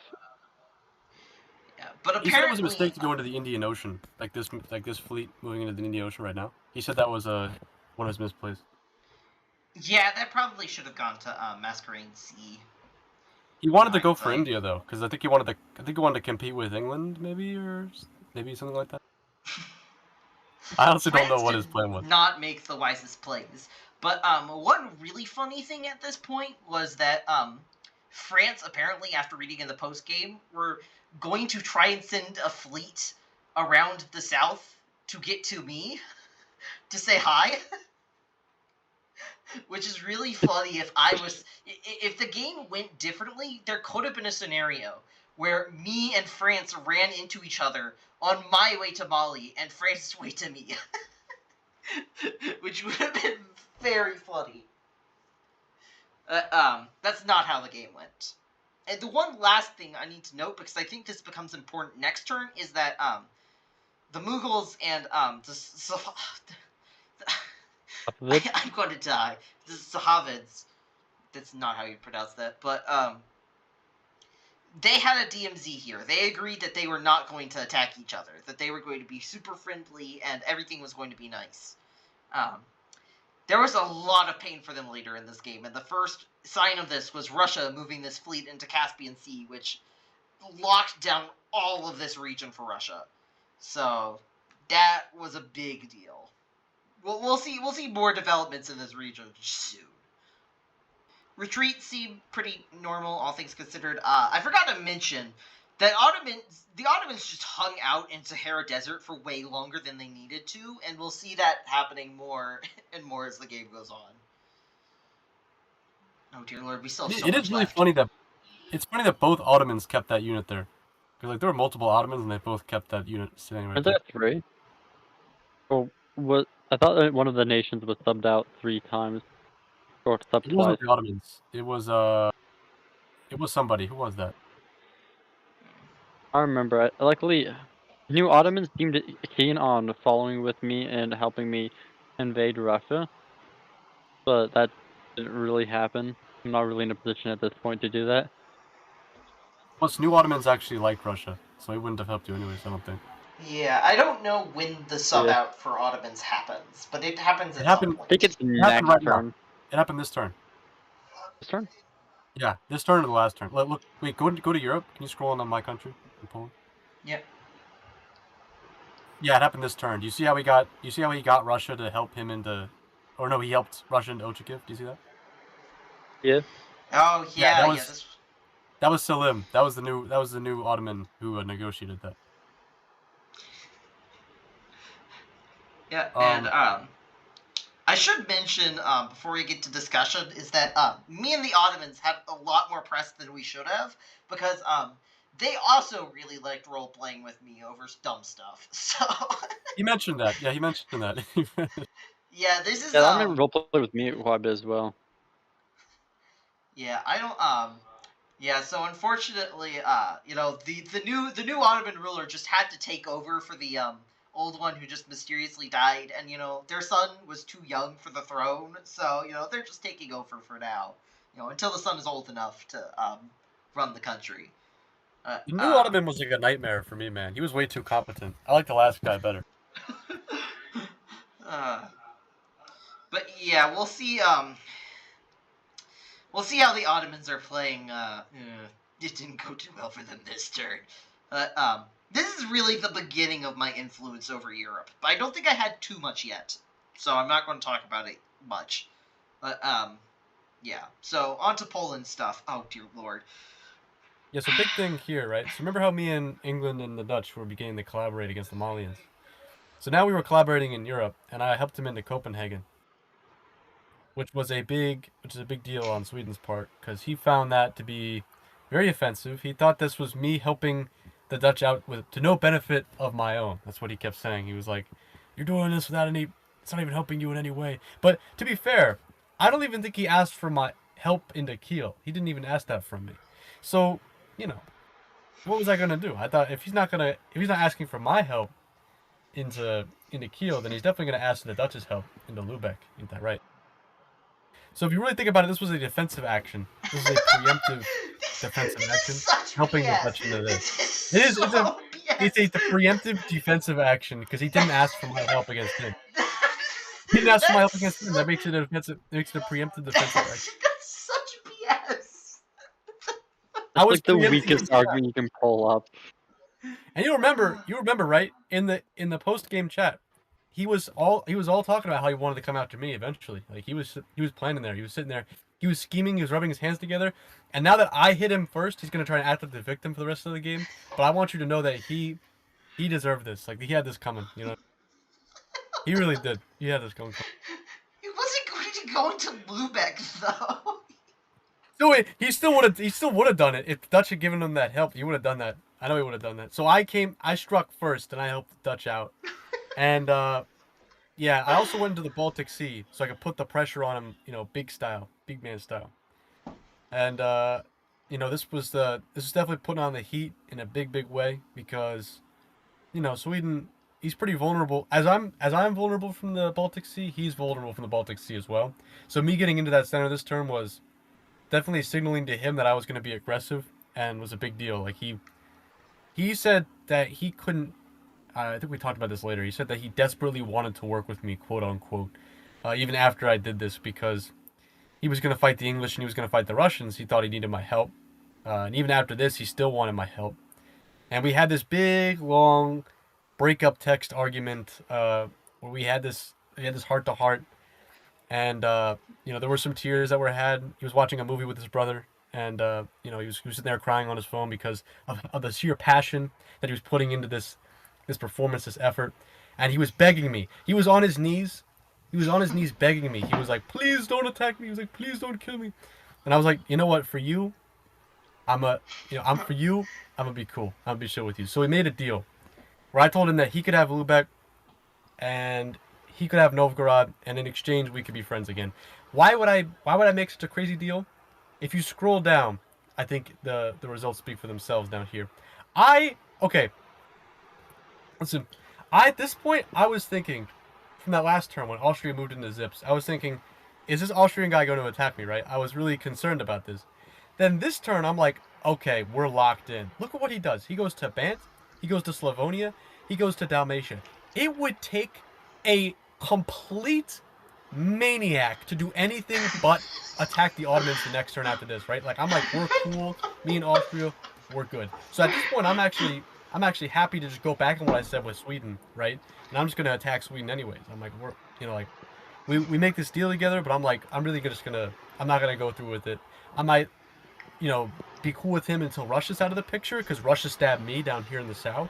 But if Russia didn't do that stab where he took Ochakiv from me, and he let me have that, and he supported me against. He didn't even have to support me against the Ottomans. If he just let me have that, this whole game would have been different because I would have begun to attack Sweden ASAP. But I only wanted peace with Sweden, so he would help me against Russia. He would continue attacking Russia.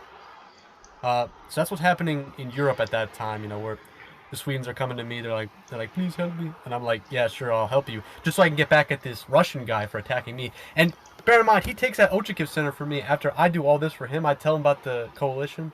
I suggest to him he needs to work with the Mughals. I tell him I'm going to work with you. I'm going to go attack the Swedes. You can focus on the east. And he still attacks me anyways? That's crazy, right? He shouldn't have done that. I think that was a real strategic mistake. Yeah, that's my opinions on this. Yeah, and this I Europe actually want to mention a few things now because I'm realizing it was after this turn, literally after I saw these moves, that I started becoming involved in Europe. And I want to explain this now because I think it only really makes sense. Yeah, you ruined Europe. You actually ruined Europe this game. All these moves are here. You ruined it. So, well, I'm on one side of my interest, I'm seeing that this that you two are breaking down, that this stab is happening, and that you two are about to attack each other and stop fighting Russia. I didn't want to see that happen. So I was trying to do everything in my power to try and convince Sweden and you to stop fighting each other and just kill Russia. And you didn't really do any. You didn't really do any convincing though. You didn't really talk to me. So I didn't talk to you because I didn't bother. I didn't talk to you because I knew This guy. you weren't convinced by my bid at all. You seemed so annoyed by me that I knew whatever I said to you was not going to do crap. On the Sweden matter, at least. But in the Council of Wisdom, I was trying, talking a lot about Sweden. It's like, please, so Sweden, figure out how to peace Poland. I don't want to deal with this. The other thing is that I was pissed as hell when I saw this crap. so at this point, the Dutch were starting to take over the game. They were like basically by far the most dominant player. They had everyone on their little puppet strings as they were going around the map, turning everyone against each other. And here I see basically the same thing Sweden saw, where you help the Dutch attack Sweden, where you have nothing to benefit from this. Yo, why not? What do you mean I have nothing to benefit? I have plenty to benefit. Now the Dutch are friends with me. The Dutch are friendly with me. How are the Dutch They're going to friendly help with you? everybody. They're friendly with How me are- now too, though. See, I How are the Dutch have the gonna Dutch help on you my here? side. How are the Dutch going to help you here, huh? They What are they going to... they prevent him from taking Lubeck. Lubeck is safe now. I can take Bremen from him if I wanted to. I have all the power in the relationship. Now Sweden No. loses. Lubeck was not Sweden under loses any an army. danger at I have all all. the positioning. What do you mean? Sweden loses. He loses a unit, and I have all the positioning. That seems like a fair. That seems like a fair trade to me. Yes, but you were helping the person who was dominating the game. He's not dominating was my part of the never- world yet. He's my part of the world. He's just a small little guy. Look at him. He's got 4 units. He's like small pickings. He's going to get 6 after this season. He can only It's build like- 2 per turn. He can only build 2 per year. And I have the Austrians who are on my side, and the French who are going to take the French who are right there who can stop him too, and the English who are like they can stop him if he gets too strong as well. I feel like this is a perfectly fine arrangement. He should be. No, I should be fine with that. We're I in can a just stab him code. later. We're aligned with the Dutch. Oh my god. You Why not? Why shouldn't? they Give me one good reason why I shouldn't have aligned myself with the Dutch right now. You could have taken Bremen. I can take Bremen after he does this. After he does this, I can take Bremen easy. Oh yes, you're going to take it easy when he can. You said you were worried about Lubeck being taken. You know the Dutch could just take Lubeck right now. How are the Dutch going to take Lubeck right now when it's 2-on-2? Because it means you can't take Bremen because you'd have to defend Lubeck. I don't have to defend Lubeck though. Do you see that? I don't have to defend Lubeck. This guy, bro. What is he gonna do? Is he gonna use Kiel to attack Lubeck? He can't do that. There's no adjacency. There's no adjacency. Wait, He these can't aren't go from- adjacent? No, you can't use the fleet from Kiel to go to Lubeck. Huh, that's weird. I didn't know there was It is coast the on East this Coast. province. yeah, it's East Coast, West Coast. I don't know if they're written on it, but it definitely has 2 separate coasts. Yeah, you can't because you can't move straight through that thing. So if he's on the west coast or he's on the other coast of Kiel, he can't attack Lubeck. So I'm all good to go.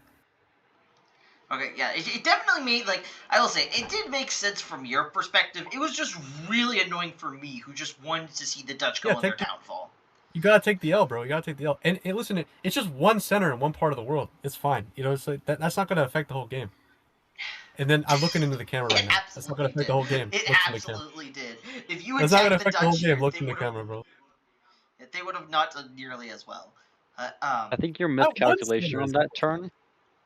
I think your miscalculation is that you assumed Austria was helping you and was on your side, but you forgot to count that Austria is a giant wheel. Yeah, apparently his enemies this game just literally went around in a big circle, like that ass. Literally, Anyway, so ChatGPT colonies kind time. of player. Wait, that's an invalid what is this? What is this? What did you do That's here? the valid support. And Dakaru and Geba touch Oh each wait, other. that is an invalid support. Okay. Yep. Were you actually what? As you can see, I'm trying to be as painful to the Malians as I can at that point. Oh, because that's I'm thinking I'm- Tokugawa doing. Anyways. And I think I'm part Don't of go support. the Tokugawa support. Yeah, yo.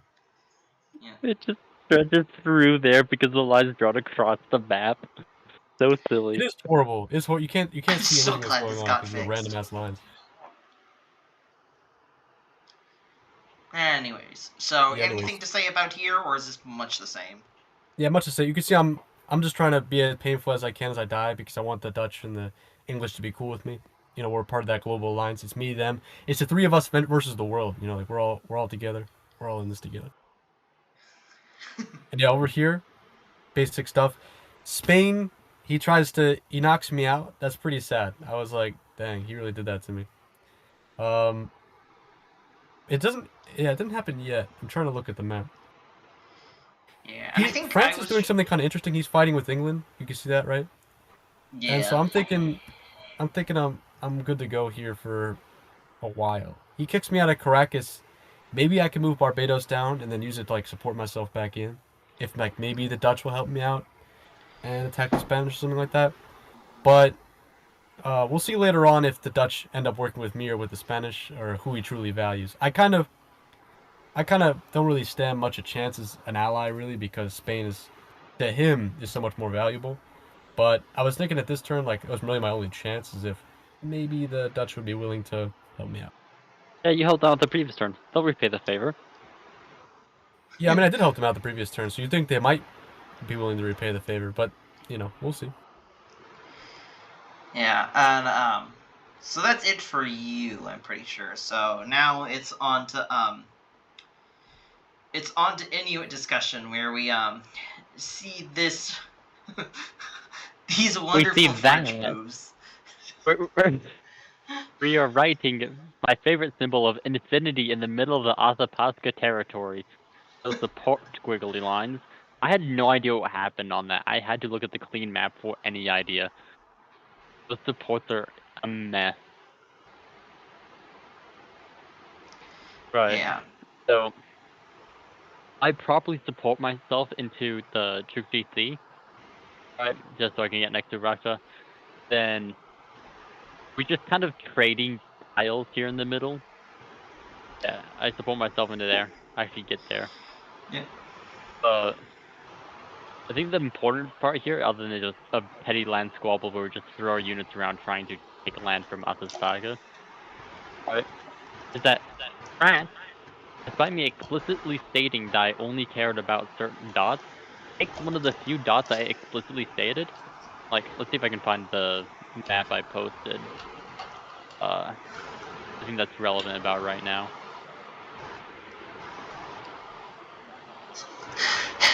It's got Yeah, me. I'm so pissed at France here. yeah, I was very annoyed when they did that. Wait, let me just post this inside the voice chat. I can quickly open up. This was the map I made. I gave them this, and I told them that, like, as long as they follow this, I will be allied with them, and just there'll be no aggression. I have no incentive for it. But then they just take the dot anyways. Like, they think I'm gonna be cool with that. Like, on this move, when I realize that they're stabbing me, England reaches out to me and is like, I see that you've been, like, helping out France, the French player, but, like, it doesn't look like it's going good for you, right? So he offers to help me deal with French. And so this turn, I create a group channel with six, all six of the bordering powers, including Athabasca, Ute, Spain, England, myself, Dutch, all with France. And then I just orchestrate the moves as like, these are what we need to do to take out France as fewest turns as possible, just get them off in North America, right? I stopped caring about dealing with Athabasca. I just want to get rid of France, because they stabbed me. I'm getting rid of them, right? I think this is definitely a turning point for France here. I'm not sure like what Oh else yeah. happened elsewhere to not help them. Yeah, we'll see that. We'll see that turning point. Yeah, Spoilers for the because like game. when I the think this is the last turn they ever go positive. yeah, it doesn't help that they literally did just, piss off me and I get everyone in North America. I had North America pretty well built, I want to say, as far as like my relationships with everyone was pretty solid, and I was more or less trustworthy. Didn't I was very didn't lie like at all in any of this game. There are a few deception things like what I did with Asapaka like very beginning. Didn't lie at all. Uh, Didn't lie at all. okay, there were a few select lies. Other than that, I was really transparent with like everyone else that I was like actually trying to cooperate with. Right. So France goes against that. I don't like that. So I try to get rid of them. And the really convinced me to do this for the French player is that I was talking with the Ute more about it. is, as I said before, they made demands and like things like when they want support. Yet when you ask for support back, they never did anything for you. And so I realized that like this wasn't just the thing I was encountering. Like everyone I talked to about the French, they all were saying that's like what he was doing. He was just very uncooperative. So like any form of like negotiation or alliance or mutually beneficial like plans wouldn't. He would only do things that directly benefit himself and then just ignore anything else. Right. So in that regard, I was like, I can't long term have him as a border. I would just have to hope that North America or England helps me in North America there and work for the border. I just pivoted my plans. I gave England my map. They were like, I'm not sure I like you having Iceland. But I was like, I need it to be North Pole Santa, you know? It's necessary. Yeah. So Yeah, and I think that's this about is that. around when I started getting really worried about the Dutch. So after this turn, I tried to push you into like, no, wait, hey, France is collapsing. They don't have allies. Please make up with them, whatever it takes. And you were basically like, hell nah, I ain't working with the French. You see what they did? Yeah, I wasn't pissed about them taking one dot for me. I was realized that they just would not work long term to cooperate with them. Right. And I already just made a group of 6 people to eliminate them from North America entirely. The group wasn't particularly productive. Instead, I more just directly communicate with England and the Dutch for doing it, because any negotiation moves made with the you and Spain in there would make them just try to take advantage of each other, because their squabble down there is just as serious as Asaspaka and you and me. So it's like all of North America just turned into a squabble battle where no one could gain ground on anyone. Well, I think there are some people who managed to gain some ground, right? Right over here, I think. Okay, yeah, it's like there's still some territory trading here, but after France is not doing so well in there, Ooh, it God dang it just kind of done stalemate. it. Okay. Yeah. Yeah, I think that's all I have for me. Actually, did we see my Yeah. moves over in the Chukchi Sea? Do I have Yeah. anything We moving talked up over about there? that. We Okay, talked yeah. about that. Yeah, and I think the other thing is that, like, after you told me what France was doing to you, I basically went to France, broke all of the roleplay, and say, dude, you're cooked. Literally everyone is trying to kill you. Make peace with someone. And they were like, nah, I'd win. Yeah, that's like exactly. It's And exactly then, the same sentiment I realized. It's that they're not a cooperative player. They really take the diplomacy out of diplomacy. They just leave the and, me in it. and the best part is that they said that, they told me here that Madagascar was going to be their last bastion of resistance. Yeah, their last one. Well, we'll see how true that is going forward. But I might as well get to Don't on my side over here. I take back or Karakorum. Russia destroying. If I can zoom out again, yeah.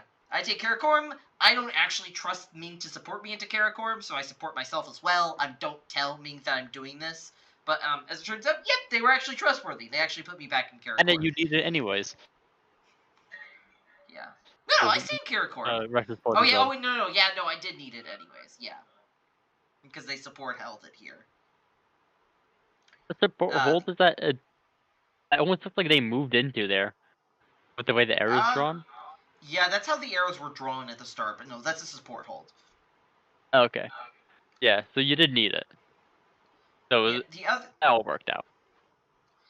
the other thing is my tactics against Russia were really interesting here because I could guarantee Evans no matter what unless Tokugawa decided to tap Curl C, which I didn't think why they would decide to do that unless they were going for an all-out offensive against me.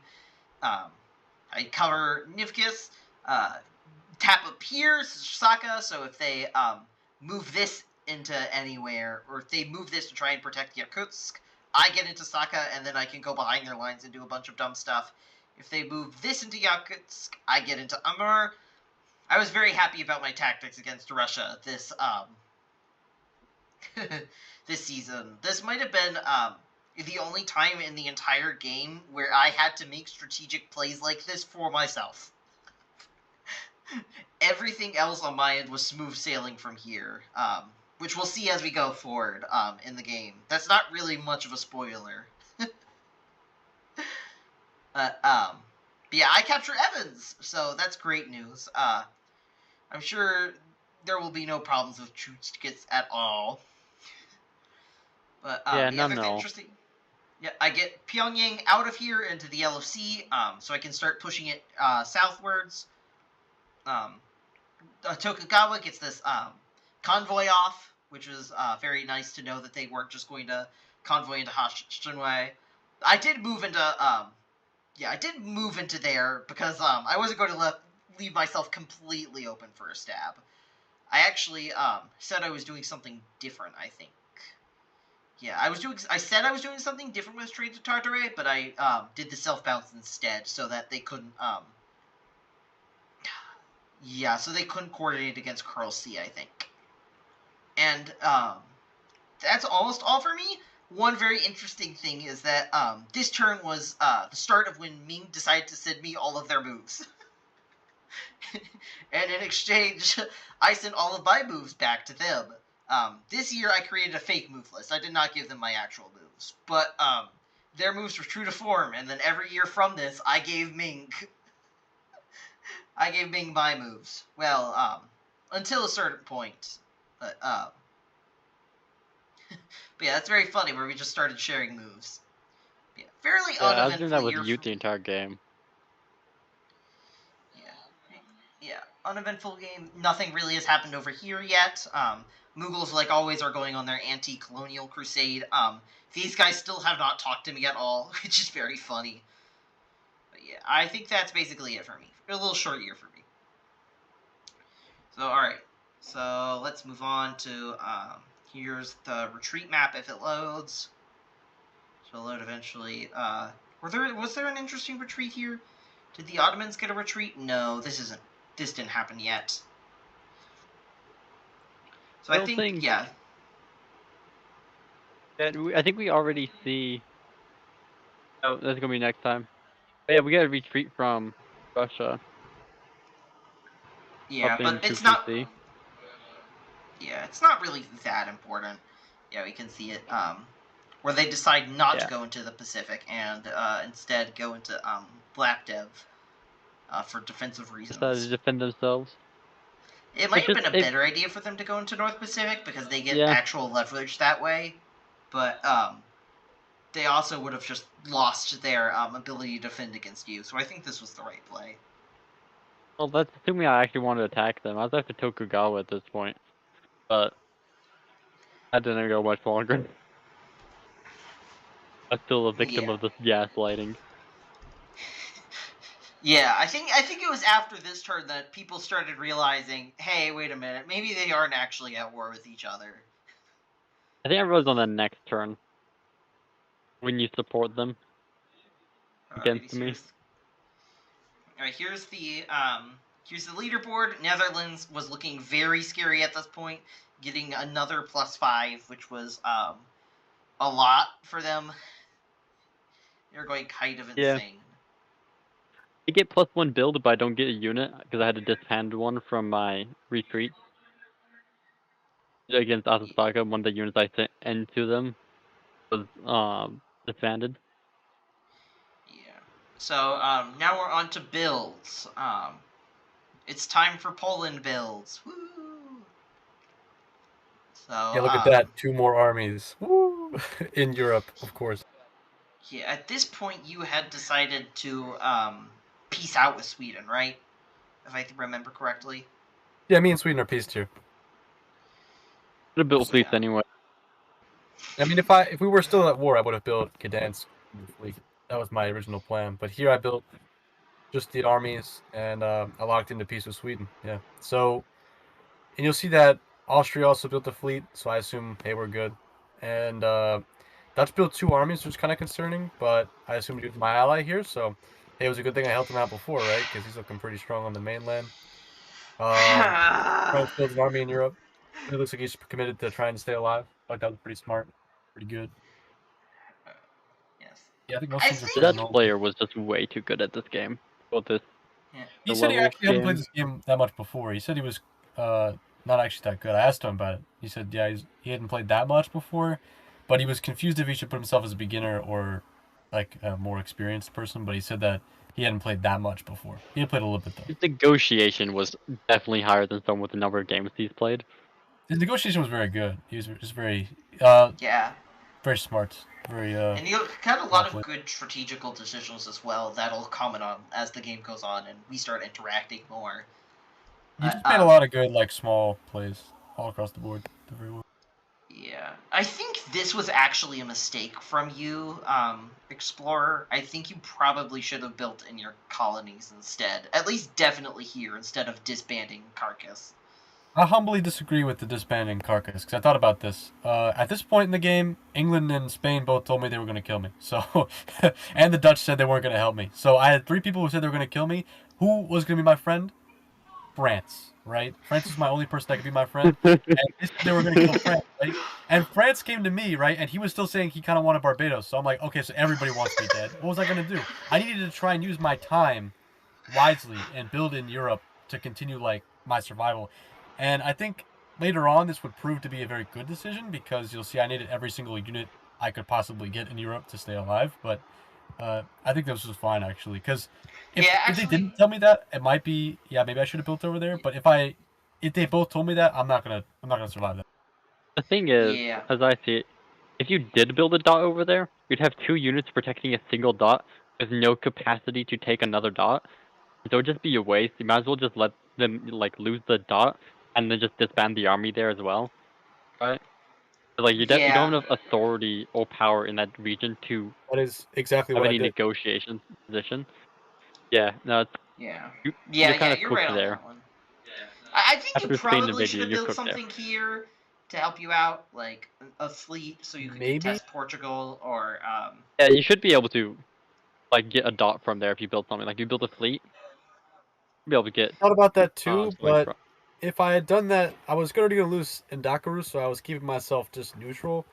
I would prefer to have more power in Europe. That's sort of my mindset at this point. It's just like I needed to defend myself in Europe, get my authority over Europe set now before I lose my colonies, and I also am losing in Europe. So I just wanted like I'm focusing on Europe. This is where I'm going to stay. I think that's fair. Right, like It- disbanding inside of South America is like just the objective best decision. It's like not going down in Africa, I think is kind of like subjective, like how you want to play. If you want to try to push there, or if you want to focus Europe, I think that's more like I don't. It's hard to tell which one's objectively better. You look Yeah, I think about equivalent between the 2 options. I I think don't it's think you about made any equal. misplay here. I agree. And I mean, I could have stayed in Africa if I had built down in Africa. I think I would have kept my colony, basically not indefinite, maybe even indefinitely, because they couldn't push me out unless they went for Geba, in which case it'd be like kind of a guess if they were going to push me out or not. But like I said, I think if I had gone for that, I really would have died in Europe.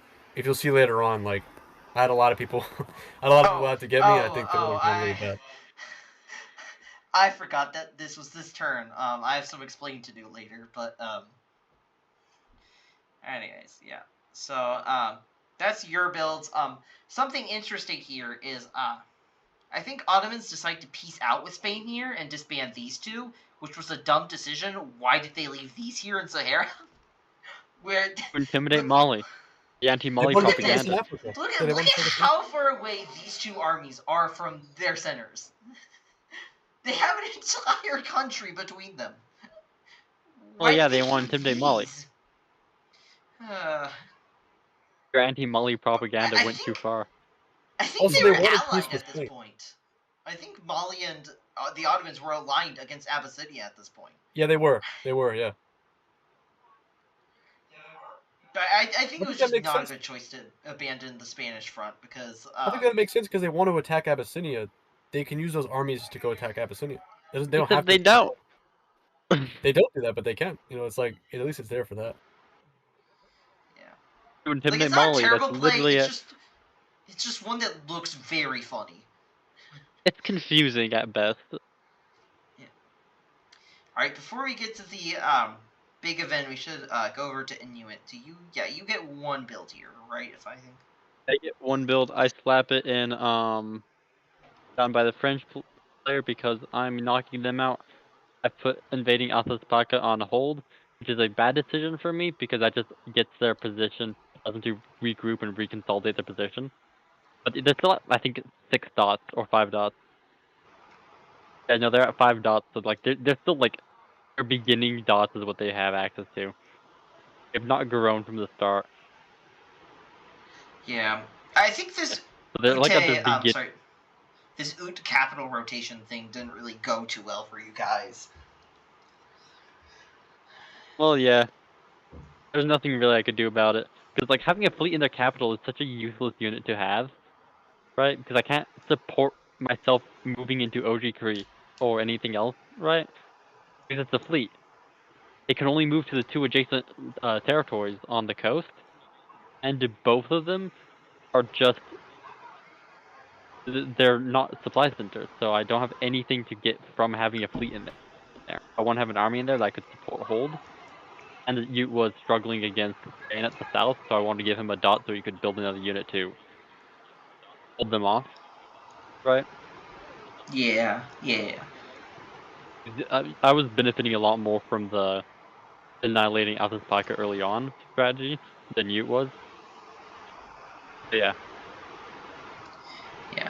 Alright, so, my builds, I got one build here, and I chose not to use it. I don't know if anyone else withheld builds willingly. But yeah, if I wanted to, I could have built, an army in, Kiwihar, or however, shoot, I can't pronounce these names. PPR? To help me against Russia, but I kind of was realizing that I didn't really need more armies to push against them. They were kind of just dying. They couldn't really do anything to stop these. Yeah. So Their I wanted to east borders crumbled. Yeah, so I wanted to wait until I could get Haishinwei out of the way so I could build a fleet here instead with that build. And the other thing is that I think a lot of people approach Imperial diplomacy where you have to be building every single turn, whereas I didn't really want to do that at all. My goal for the game was to be slowly growing over time, so that I'm not board leader and everyone wants to kill me. Make sure the board leaders can't finish, and then get my fleet somewhere dumb that helps me win, where people can't attack my home centers. So, yeah, we'll see how that goes further through the game.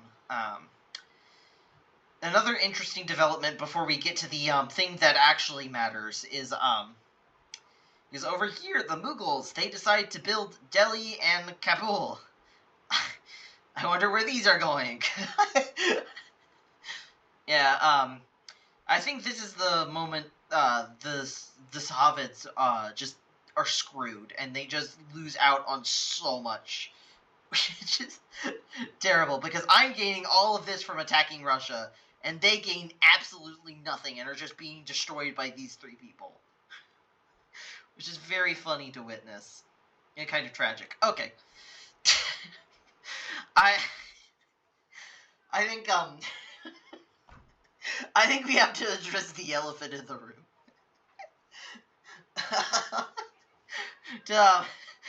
Did any of you guys want to give me crap about this before I start saying my piece? I have nothing to comment about. Okay, so as mentioned earlier, at this point in the game, I was getting really worried about the Colonial Alliance because they were just seeming to dominate. Like the Dutch, the English, the Spanish, and the Portuguese were all just like they were poised to just take over France. Portugal was there to tag along. Yeah, Don't act like they were winning. that at the time. I might have not thought that through entirely. So yeah, I saw this giant block of 4 colonials, and I was like, oh dear lord, I need to do something to put a wrench into their progress. I need to make them fight each other somehow. And if we go back to this map, not this map, this map right here, if it loads. you can see something very interesting right here. Would you look at that? Spain has no armies to defend against. If Poland decided to build 2 armies here, Spain has nothing to defend against it. So, if I had read the board situation better, I might have thought instead to try and convince Portugal to build 2 armies here and stab Spain. Or, better yet, try to convince Portugal that Spain was building armies here to attack Portugal. Well, Spain did build armies there. Well, this is the clean map. This is before any builds. So, Yeah, I didn't go that route. What I instead decided to do was lie to Portugal and say, lie to Spain, saying that Portugal was going to build in these 2 centers with their 2 builds, and they were going to attack Madrid and Gibraltar. What I thought was going to happen was that Spain was going to confront Portugal about this and being like, no, wait, I'm not letting you just stab me. I need to take some builds here in Iberia, some armies to defend myself. And then Portugal's like, no, I'm not going to let you just have armies in here to stab me. I'm also going to build armies into here. So I was really hoping that they were just going to sink armies into here and start a conflict with each other. That's, there are 2 miscalculations here. The first one was that Spain was already going to build 2 armies, apparently, to attack France. I didn't know about that. So what I instead got to do was I just made Spain build a 3rd army here, which is not great. really The other thing wise. is, I wanted to help Poland out here because they were kind of not. They looked like they weren't doing that great because of course I knew Austria was about to attack them.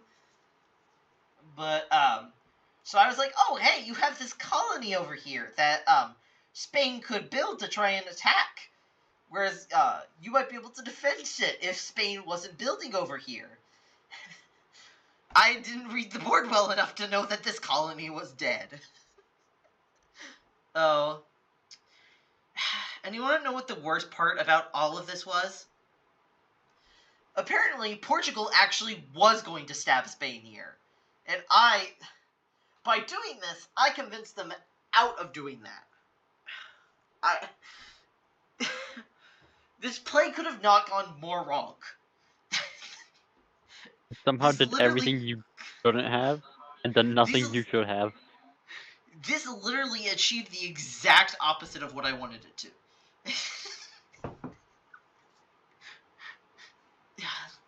This was beautiful, and it's...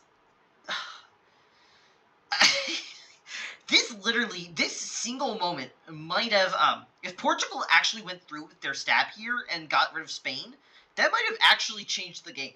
Like, this could have been an entirely different game if that had happened. You know what? I think this is a fantastic learning experience for you, though. You shouldn't be sticking your nose where it doesn't belong. Okay, I think it's the reason why all of us should be, Mind your business. because it is very funny.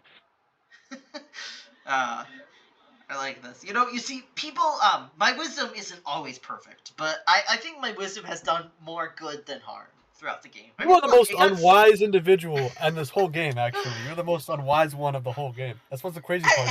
You convinced the whole world that you're the sage, you're the wise guy. When in reality, you were just saying whatever you wanted. You were just yapping. You were the yapper this whole game. Listen, I convinced Sweden that Russia was a big threat and just needed to die, which I think is doing good on the world. I agree with that one. Everybody you gave advice to hurt them in some way. I want you to think about that for a second. Yeah, I wasn't even immune. We never even attacked each other. You made me squabble with Tokugawa. I think the main everything you've done is hurt the world. You actually let the colonials win indirectly. In trying to fight them the way that you did, you indirectly caused their victory. Spoilers. I don't care about spoilers. I don't care about spoilers. It's true. It's true. That's the actual facts of the game. You were the one who let them win. You actually, by the way regional propaganda backfired. Yeah, by the way he tried to meddle in things, it's actually a Greek tragedy. The way you tried to stop them, you let them win. It's a very funny tragedy, though. I was so blatantly anti-Dutch. It was... So anti-Dutch, you let them win. Think about that. Anyways, on to the on to the next phase. Okay. I think we need to find a Anyway. breaking point soon that we can resume at. I don't We think we did this actually- all in one recording. Can we call this a breaking point right here? Actually, like, it's kind of late for me. It's 11:01. Yeah. Maybe we call it a breaking point here. We're gonna have some really fun stuff coming up soon. Like wait, what? My whole Actually, my 180. I like what, a third of the way through the game? North oh, America Endgame is amazing. that's right. That's right. This beautiful. happens this turn. Okay. Well, that's it for part 1. Stick around for part 2, where we people complain about me a lot more. You ruined this Alright. game. You sold us out. He can't keep I- getting We're away. the most He we're more can't keep getting away. anti-regional than the colonials. I was just spreading wisdom, and I think some people Actual didn't Dutch appreciate puppet it. state. Actual Dutch puppet state. Actual Dutch I'm the puppet. kind of person who thinks that wisdom is synonymous with misinformation. Yeah, I this mean, guy's what's like, this the guy's fake difference? news over here. You Oh, see, you're the wisdom CEO doesn't of always fake have to news. be true. It just has to be wise. Wise and That's your lies. daily dose of wisdom from the sage. Daily dose of wisdom from the asylum. That's what that is. Yeah. Remember, if you've watched the video, you've received wisdom from the asylum. That's a terrible outro. Please, we need to come up with something Keep it. better. Ship it. Keep it and ship it. We're good. Clip it and ship it. Alright.